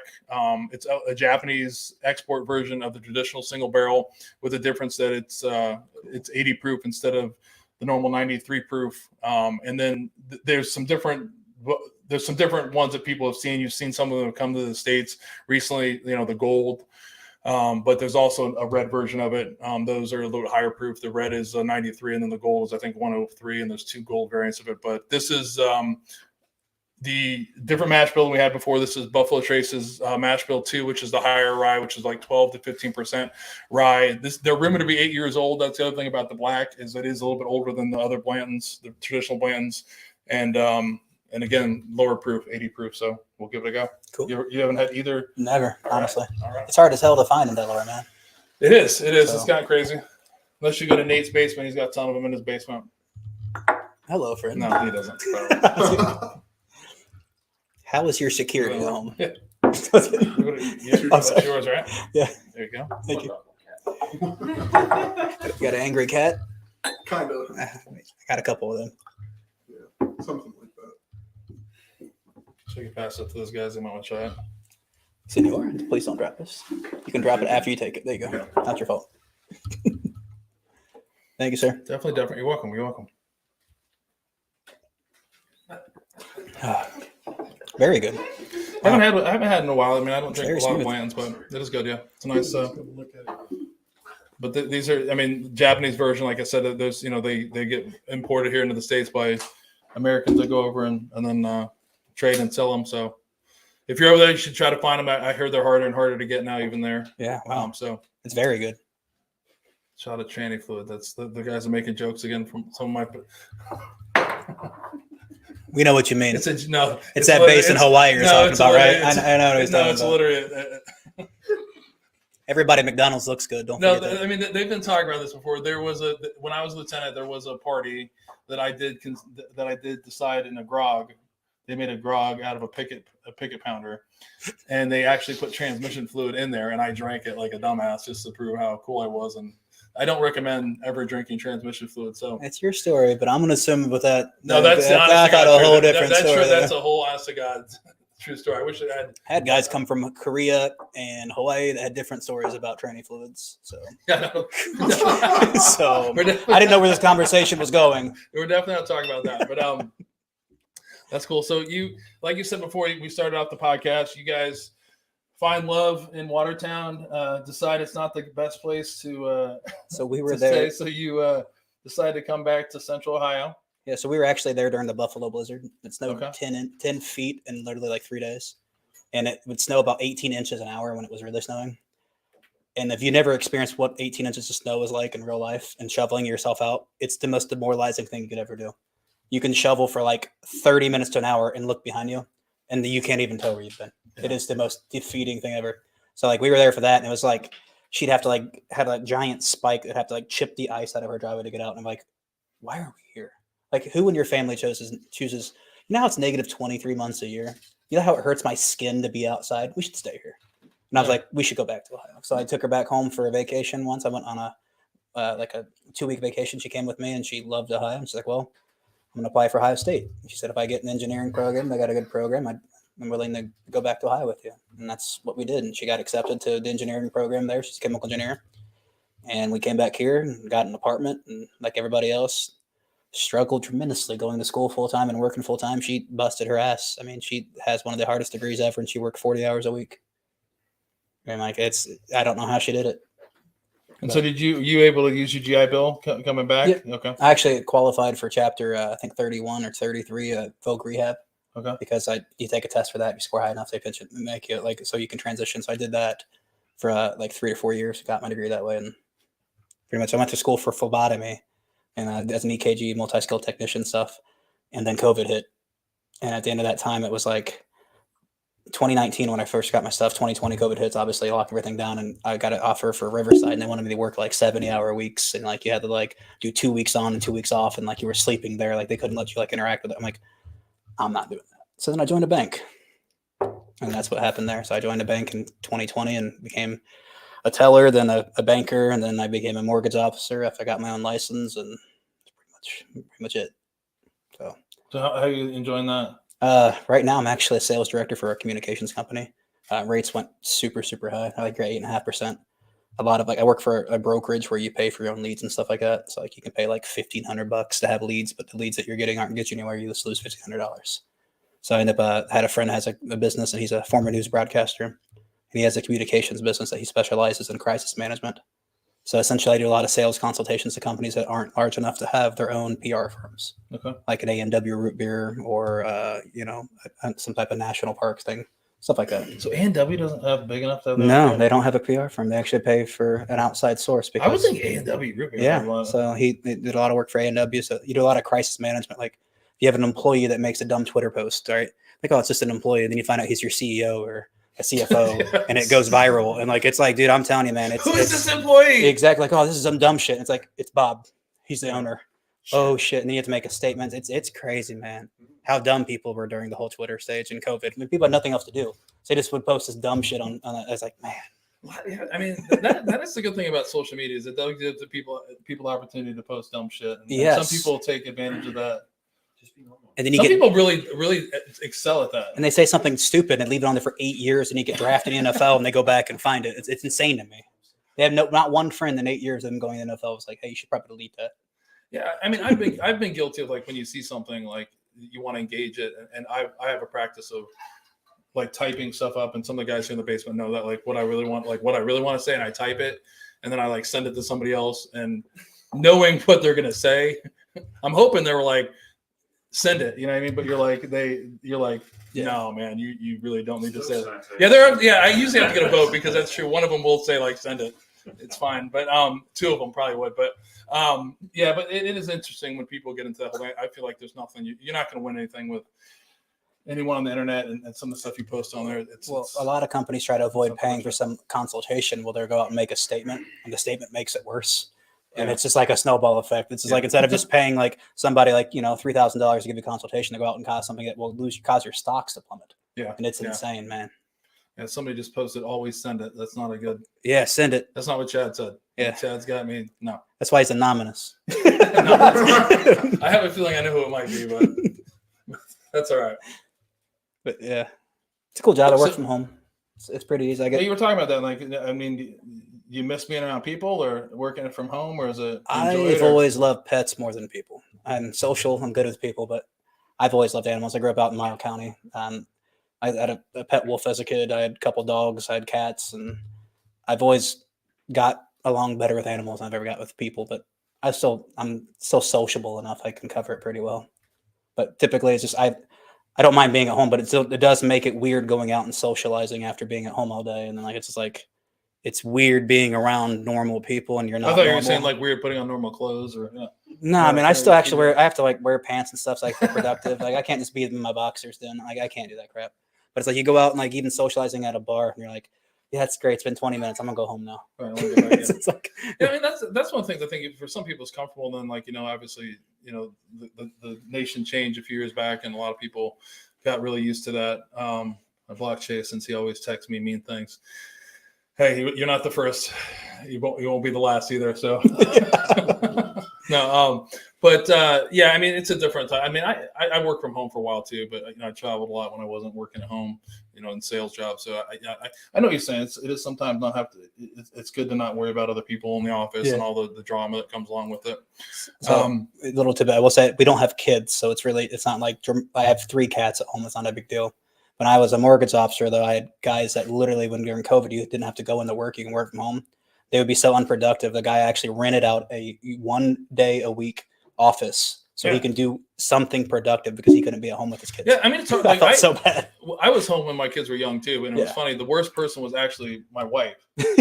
No, honestly, like not joking around, because like you would, the kids were in school, but then like you would have, you would be in the door would be shut in the office. You'd be working there, and like the kids would rarely do it. But I remember one time I was on a phone with a customer, and Gabe, my youngest son, came in there to ask me something because Jana wasn't home and he wanted food, and I literally was like, I thought I had my hand on the phone. I'm like, I'm working. Like, don't shut the door. And like the guy on the phone was like, what?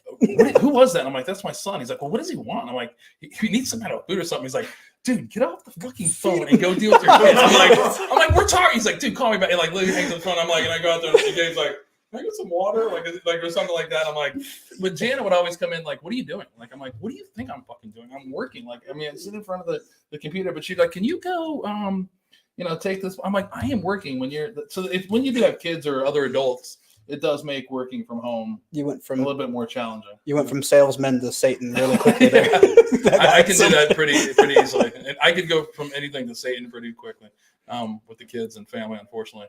But you got the cats. Yep. Any aspirations to have kids? Or you guys still focus on career or like? Given the way I grew up, like I said, I grew up with people who weren't ready. And with my wife's aspirations, like she is running a couple really high-end projects. She has a NASA project she runs. She's very successful. She has to run it for a couple years. And I mean, she has that opportunity. She cannot take 9 months off or a year off to have a kid. Like it's not going to, has to get her stuff done. And we haven't decided, like I could adopt a kid. I was not technically adopted, but I was, but it's like, I was unofficially adopted technically by my aunt and uncle, but I mean, I can adopt a kid. I don't need a kid to validate my relationship or my happiness with what I'm at. Because my wife and I she's my best friend. She's somebody we can talk to. And hey, I'm gonna stay up late and watch this. And it's like, all right, cool. I'm gonna go to bed. Like it's really nice. And I don't need to have a kid to feel happy. Yeah, it works for you guys. So, yeah. So I get. But our cats, though, we got a new kitten. And we have two Maine Coons. I have a 22-pound cat and a 21-pound cat, and now a 4-month-old freaking Satan cat who's a kitten. And we were afraid of the 2 big cats teaming up on the little guy. But after 1 month of having the little guy, we think that the big cats need to team up on him because he's beating their ass. Yeah, there you go. And he just does not stop. I never had a kitten so dominant. He like to just dive bomb him from like the upper deck of we have a 5-level split. He would literally jump off stairs on top of them. There you go. He's just a little douche. But I love him. But it's like he loves me, so attached to me. He sleeps on my chest every night. But it's like, I got cats. I'm good, man. For now. Yeah, we have cats and dogs. I'm more of a cat guy. Like you get a lot of grief for cat guys. I love my cats. I have one that's overly social, and then one that's will hide away from me. It's like and all you want is to like touch her, and she's like, okay, you touch me, I'm out. Like it's like, but yeah, I mean, because you can leave a cat. You just leave a big bowl of food, water, they can survive. I mean, you say that, but we go on a vacation. We feel guilty leaving cats. I couldn't imagine a kid or a dog or anything like that. It's like, dude, I don't know. Yeah, you can't leave kids. You can leave dogs. Can't leave kids. No. You technically cannot leave the kid by himself. But we're in Destin, Florida, and we're gone 4 days. Like, I missed the cats. We should go home. Like, we're not leaving early for that. Like, we'll wait for 2 more days. My cousin comes over and feeds them, and they love my cousin for some stupid reason. He's practically their best friend. He could probably steal them from us. That's how much I like him for no reason. They open the door one day and they're like, "This guy's my guy." Yeah, I mean, I think that all animals are like that. Animals, it's always interesting to watch how dogs or any animal can, form an attachment to somebody. My dogs don't have an attachment to anyone, so I'm not worried about it. No one's taking my dogs. You can take them if you want. Please take them. No, I will pay you to take them. No, but we went through a question I did want to ask you. I've been asking some guests here, probably like the 5th guest. So we like started incorporating this question. So, we talked about, your military career. We talked about, you're doing well here. We'll look back on the military now. So, when you left the military, what was the hardest part about you leaving? Was it, leaving, leaving your job, your identity, your friends? What was the most difficult thing for you? Do you remember the ACAP appointments? the 40 hours of financial advising Yeah, but I don't classes you think we. take. and Honestly, I PowerPoint. don't think we did it. I maybe I did, but maybe I blew them off. To be honest with you, I They- remember all the stuff. Yeah. They made us required to do it was like 4 straight weeks of 40 hours a week of PowerPoint, death by PowerPoint. Right. I'd leave with such a bad migraine. I couldn't even tell you which class I went through. And I went through this base and I deployed at this base. I did all this training. I blew out my knee. I did everything else I could for this particular unit. And then I was ETSing, and it was really crazy to me. The hardest thing for me is I had to give up my CAT card. Once you sign out of your unit, I handed this guy my CAT card, and I was told, well, now if you want to come back on this base, now you need an escort. The base that I lived on for 3 years that I deployed with, I could no longer be a regular fucking person on this base. Right. That I had to go get a sergeant, an NCO, to escort me on this base. And I was like, I lived here. I was a citizen here. And it was really hard for me because I gave him my CAT card and I wasn't allowed back on that base. So would you call it your identity as a soldier that was hardest, or what? I feel like the outreach programs for people coming out of some, I have to be controversial. No, this is what some prisoners have better outreach programs like halfway houses than what soldiers get. Yeah. When I literally deployed as a unit, I gave him my card and they said, now you can't come back on base like that quick. And it was like, what do I do? Like, I'm here for another week. I can't use the gym. No, I couldn't sit down and do bicep curls. I was too much of a threat. The unit that I deployed with, it was like, wow. That was the hardest thing for me. It was like, I did all this stuff and sacrificed my body, my back, everything else. And I was like, I'm nothing to them now. I was replaced that quick. I was like, wow, it sucked. At least that's how it felt originally. But looking back, I can see why those procedures were the way they were and everything else for everything else. But it's like, at that time, I was like, dude, that's complete fucked up. I was upset about it. And it was like, I was 25 years old. I couldn't run. I couldn't jump. And they're like, now you can't come on base again. I'm like, well, what else can I do now? No, that's true. I mean, it is a thing that when you're in, it's I don't want to say it's a clique, but it is a clique. It's a clan. Like once you leave that clique or that clan, it only all the other all the stuff shuts off. Like obviously all the support and stuff that you get, like obviously the money, the benefits, but it can shut off really quick too with friends as well, because your friends are moving on, they're in their career before you know it. What happens 3 months later, they're over in Afghanistan or they're in Iraq, or they move from Fort Drum to California or something. So it's one of those, for a lot of military people, it is very hard. That transition is very difficult. I look back and how do you make it easy? I don't know if it's easy for the majority of the people. There's always some people I think that say they don't care. Like they got out. There's people that got out that obviously don't give a shit. They're like, they got out, they don't care. But for the most people, there was an attachment though. You did it for a certain amount of time. Yeah. It was part of your life. It was part of your identity. So that takes different people different amount of time to get through. I think it took me probably a good decade before you finally forget about it. I went to the reserves so I kind of was pulling off that Band-Aid every month. But there's a point when you finally let it go. It is hard because your friends that you had that you talked to every day, that you did all these great things with, they've moved on and you've moved on. But like we've said before, that's definitely not a reason to fall into depression. That's not a reason to do stupid shit. There's other people out there. There's other groups. There's other identities you can get. I mean, you can become you can become a student. You can become a salesman. You can become a cat dad. You can a cat mom. You can do all these things. There's other identities other than the military. Yeah, and for me, most importantly, was using the benefits that were provided to me. Yeah, you get paid to go to fucking school. Yeah, go to school if you can. If you can afford it, they pay for your BAH.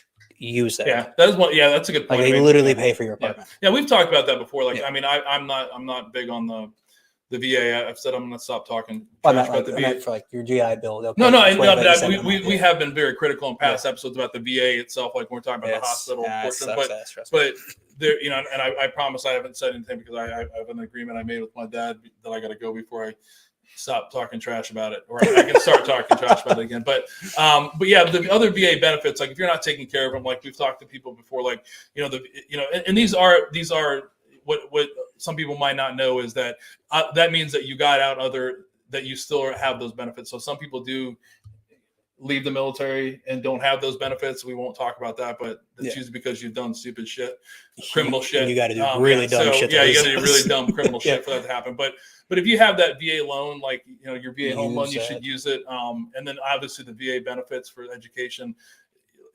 you're nuts not to use it. It's a great program. It's a lot different than when I changed, because when I first got out, it was the Montgomery GI Bill, and it didn't change, I think, to the post 9/11, and I was able to get my master's to the post 9/11. Like Sweet. I was, like you said, I was getting paid to go to school for BAH.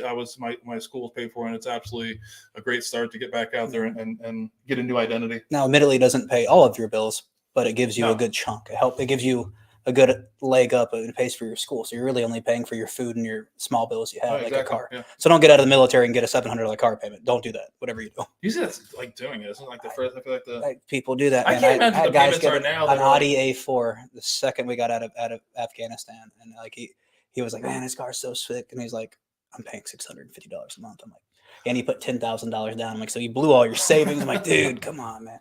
Still love that guy. If you're watching, I still love you, bro. But that's one of the things about car dealerships around military bases. They are waiting for military people. There's a lot. They're sketchy. They will say, you have soldiers that come back and like, I got a brand new car and I got a good deal on it. I only have 16% interest on the payment. You're like, no credit score will help you up. Just give me 20 grand right now. Yeah. Okay. I've always thought that there should be like, that's one of the things where even back then I always thought like, there should be somebody policing that and it really should. It's predatory lending. Yeah, because it is bad. I mean, you get your credit card from the PX that they let you get from nothing.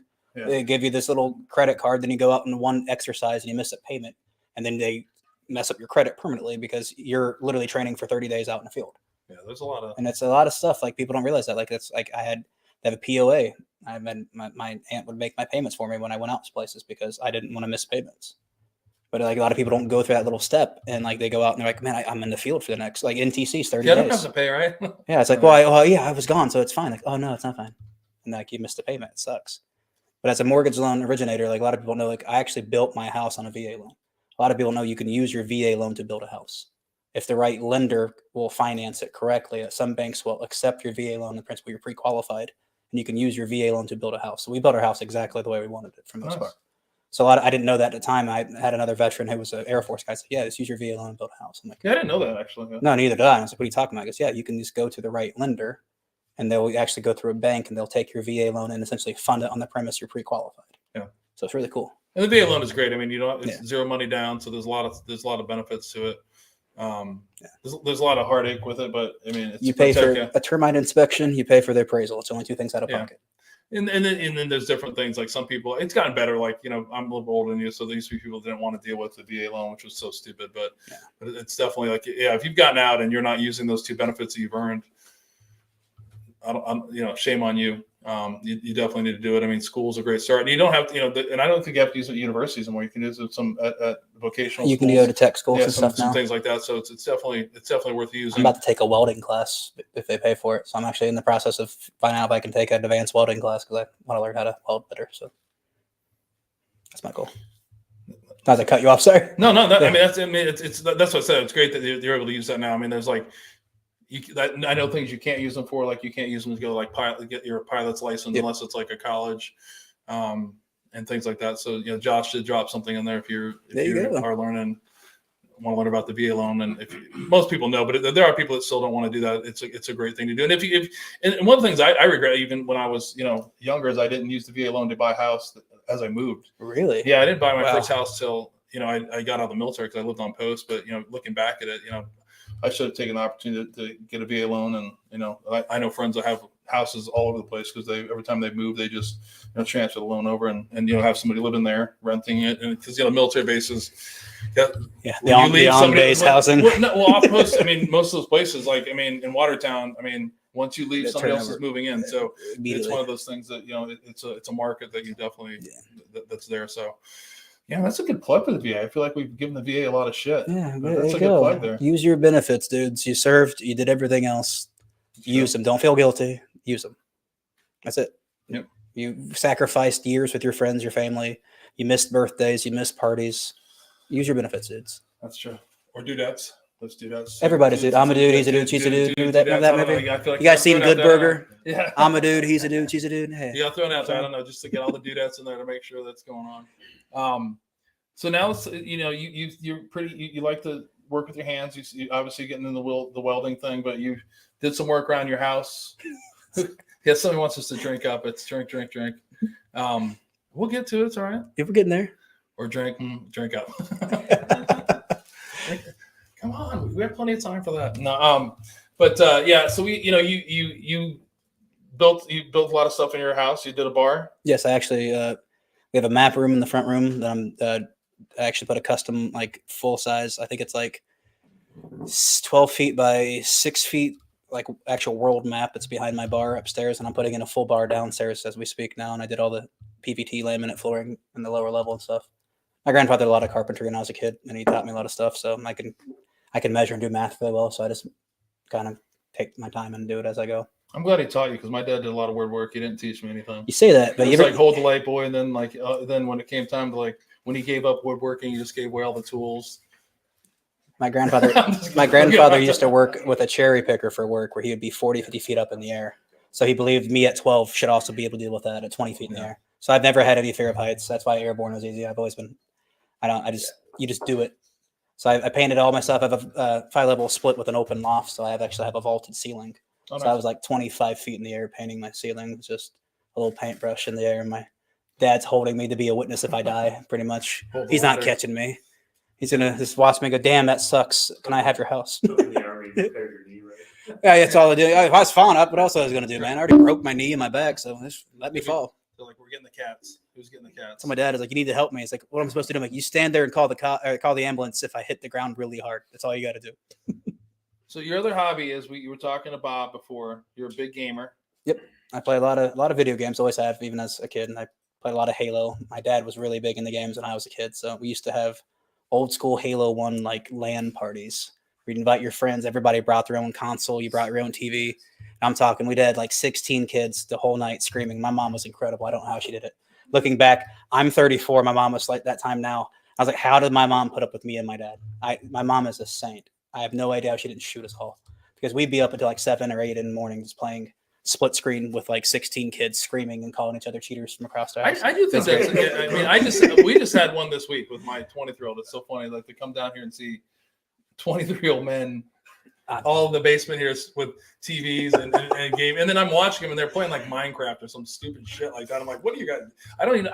I get when I see it, like there's a part I made jokes about it before. Like I respect it because you're hanging out with your friends, because we did the same way. Like, but we only had one console, and you just stood there and you took turns playing. But like now when they're all playing together, it's hysterical. There's running all over the place. I mean, everyone brings their TV, their own, Xbox. Yeah. It's like, this is like the craziest thing you've ever seen. I've said some of the meanest things I've ever said to people playing games and Halo and Call of Duty lobbies and things that you wouldn't say to people overseas in Afghanistan. I mean, I survived those. I could survive anything.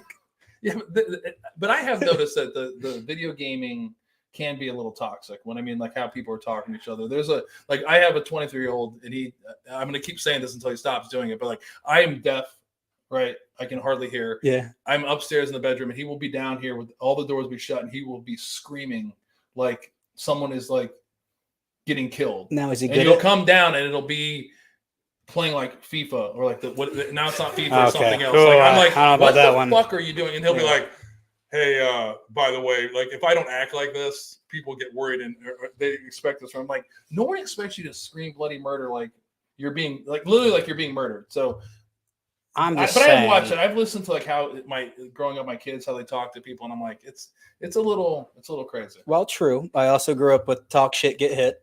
Yeah. And I usually don't start the crap talking, but if someone says stuff to me, I am too good at talking trash. Yeah. I'm the youngest in a family of 5. I played a lot of games, a lot of sports. Don't ever come at me with an insult first, because I will embarrass you in front of your friends. Even my brother, I love you. I've done that. But the video game. So what do you play now? What games do you play now? I played a lot of Overwatch. I've been top 500 in that game on PC since it came out in 2015. Second season. Well, he just rolled that out. It rolled right off his tongue. He's like, yeah. My handle is, by the way. I don't know how to do handles, but I played a lot of Overwatch. I played some Counter-Strike now. It just came out. Played Madden. Just anything to stay at home, to be safe. Like a lot of people go out and try to find activities. I'm 34. I don't need to be at a bar at 2 a.m. drinking or anything like that. I don't have kids. So like it's safe to me. It's cheap. I'm at home. Right. Worst case that happens, I fall asleep playing a game. I'm not like driving home. I'm not like, so like, for me, I grew up poor. So it was like, I grew up playing Atari games with my grandfather. My grandfather is one of the biggest Mario players of all time. And he's 80 years old right now. And he's beat all the Mario games from the beginning through and through with me as a kid. So it's like I know somebody I grew up with, and Yeah. that's how we bonded. That's how we spent time together. It was you get one console, you played it for 3 years, you spent $300, but for $100 a year in entertainment, it's not bad. Yeah. So Except for now that we got all the buy this, buy that. that's why I got PC now. It's like, Yeah, you're a PC guy then, huh? yeah, so you can buy like DLC packages and it's like $8 where the console's like 35 or 40 bucks. My kids and I always make fun of the people, especially Gabe. He has like his PC friends, and I'm always like, Elite. we just make jokes. But no, I mean, and then you go and you figure out how much We call what the PCs cost. It's You more call than $300. You call the console gamers flat earthers. They don't want to believe it.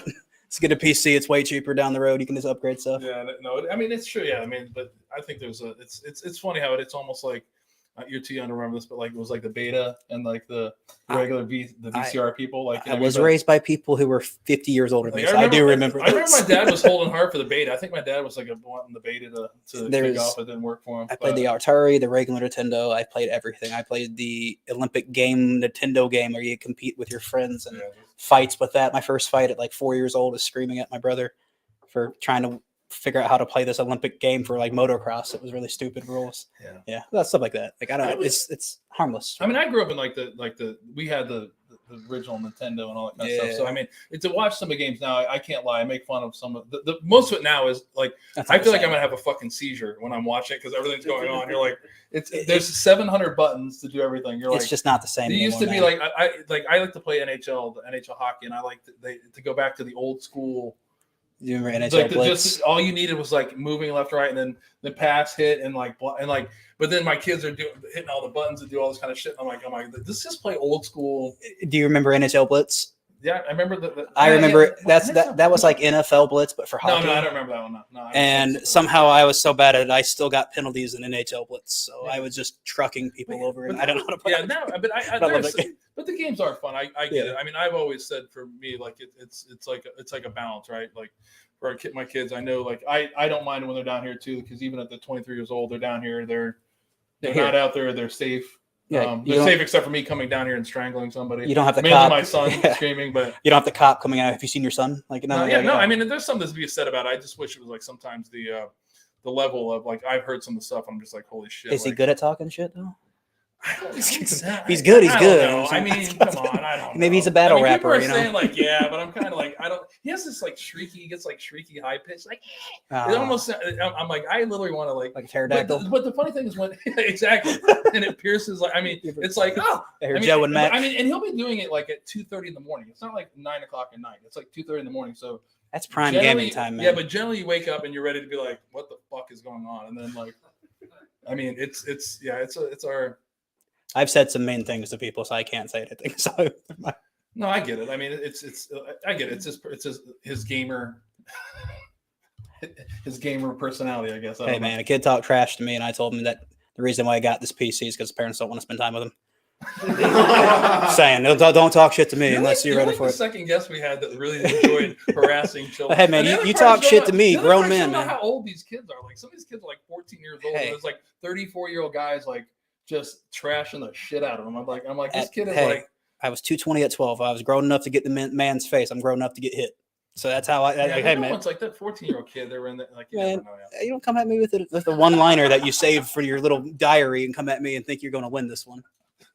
It is definitely interesting. If I could do without the screaming, though, the screech and the pterodactyl screech, that's the part that's my Joe's over there shaking his head like I like. If you guys ever remembered Halo 2 when it first came online, the fighting, the teabagging and punching the guy that you killed on the ground, the toxicity, the proximity kill chat was incredible. You can just like, you suck, like this, and like it was great. Now it's bullying and harassing, which it was back then, but people just didn't care. Yeah, it's definitely I feel like now we know what you're doing at home. You know, bro, I don't have kids, so I don't have an excuse. So if I had kids, yeah, maybe. But I have cats. The cats are fed. They're good. My wife reads 37 books a year. She's happy. She's content. So hey, we're good. I just know she had your braces off too, though. I only had him for 4 months, dude. Okay, calm down. I had him for 4 months. Yeah, because I had him my whole life. Did you do that? I had Invisalign, and the Invisalign, my retainer didn't sit right. Shit in my teeth. I just noticed that actually. I was like, holy shit. Been off for like 3 months now. I mean, you look like you were 15 when you had him, though. Like it was like, and then you and your wife had him at the same time. It was like you trying to arm wrestle, bro? I'm trying to get out your gaming harassment number. Yes, I had braces does on. Mary for still have 4 it months. on or no? No, hers are off now. Okay, cool. No, it's like 7 months, 8 months for both of us. Mine was like 4. I feel like I saw you before that, but I guess maybe not. You saw me a once. couple times, yeah. All right, well, we're heading to the end of episode 42. People are, I'm coming to Columbus to be on the show, and we're getting trashed, eating whites, and going to the show. I think I know who that's. Yeah, I think I know who that is. You can always be on. Griff, you're always on. Whatever episode we'll do, we'll figure it out. I know who it is. Trust me, I know who it is. It's great. I know who it is. No. This is his new time to be able to harass me. He's been waiting years to get even. He's actually was one of my soldiers. He became an officer at EOD. Yeah, he says you drink like a lieutenant. Yeah, there's a lot of stories that go into that. We're not going to talk about that. Okay. Especially after you started talking about tranny fluid. I think that Come on. We're grown men here. We don't need to be forced to drink. We're gonna kind of shift gears here a little bit tonight. You see the post I posted earlier today. Before we get into honoring the veteran that committed suicide, we're gonna take a moment here to honor some of the soldiers that were killed. Not soldiers, but sailors that were killed 23 years ago on October 12th when the USS Cole was attacked in Yemen by 2 Al-Qaeda terrorists, suicide bombers. That attack killed 17 sailors and wounded at least 40 other sailors on board. This may be a long list, but I thought it'd be a perfect opportunity to honor these folks here. But here are the names of the sailors that were killed in the attack: electronics technician first class Richard Costello, signalman seaman recruit Sharon Gunn, seaman James McDaniels, seaman recruit Lakiba Palmer, operations specialist second class Timothy Saunders, ensign Andrew Triplett, seaman apprentice Greg B.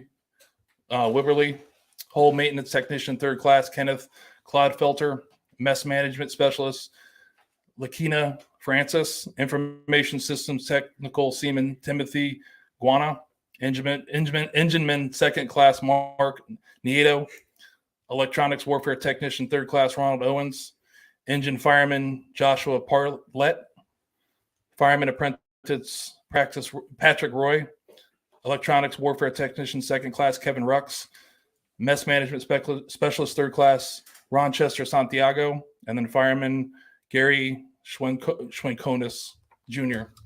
So again, pay respect to those 17 sailors that lost their life 23 years ago, and also our respect to the 40 other sailors that were wounded in that terrorist act. So now we'll transition into what we call the dark part of each episode here on Pours of Patriots. We're going to go ahead and honor a Patriot here who took his life. Tonight, we're going to honor U.S. Army Sergeant John Andrew Stobie, who goes by Drew, 31 years old. Drew took his life on May 1st, 2016 in Fort Hood, Texas. Drew was born on December 8th, 1984 in Portland, Oregon, and graduated from Sunset High School in 2014. After graduating from high school, Drew enlisted in the United States Army as an M1 armor crewman. Drew served 3 tours of duty in Iraq, Operation Iraqi Freedom twice, and Operation New Dawn. Drew was also stationed in Germany and South Korea during his career. Drew is a compassionate and caring person, one who's always gave more than he took. Drew lived a full and adventurous life, and his hobbies included music and travel. Drew's awards and decorations include the Joint Service Commendation Medal, 4 Army Commendation Medals, 2 Army Achievement Medals, 5 Iraqi Campaign Medals, the Global War on Terrorism Service Medal, and the Combat Action Badge. Drew is survived by his wife, Anna, parents Phil and Carrie, birth mother Christine, sisters Tasha, Amber, and Chelsea, and his brother Taylor, Reed, and Eric. Like we always say, if you are a serviceman or you know someone who's suffering, you actually need to call the Veterans Crisis Hotline at 988, or you can dial 1-800-273-8255 and press 1, or text 838-255, or now you can actually chat online at veteranscrisisline.net/chat. I want to thank you for coming on for episode 42. Thank you, sir. Thank you for sharing some deep stuff throughout the episode, especially growing up, how you did. I really appreciate you sharing that with us, and glad that things didn't work out for you Army wise, because I think meeting Mary, it worked out for you. So not that I'm glad that bad things happened, but I was trying to be a universal soldier, man. I was going to come back, just ready to rock, but Jean-Claude Van Damme, everybody. You know what I'm saying? But thanks, man. Thanks for having me. Yeah, so we have a couple things. One of the things before we go to the final quote, there was a quote that I want to talk about. You did mention it. You guys had a T-shirt that said over 1,000 pounds of 100 pounds of gear, 7,000 feet in elevation, and rain, snow, and heat.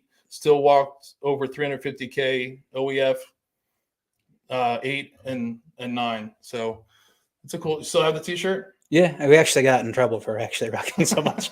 We actually got shut down in like July because of it. But yeah, we did a lot of patrols, man. Like, you just did it. It was 3 to 4 times a week. You just went out and rucked for 3-4 hours and came back, and you don't really think about it when you're doing it, but it just kind of essentially it's peaceful, man.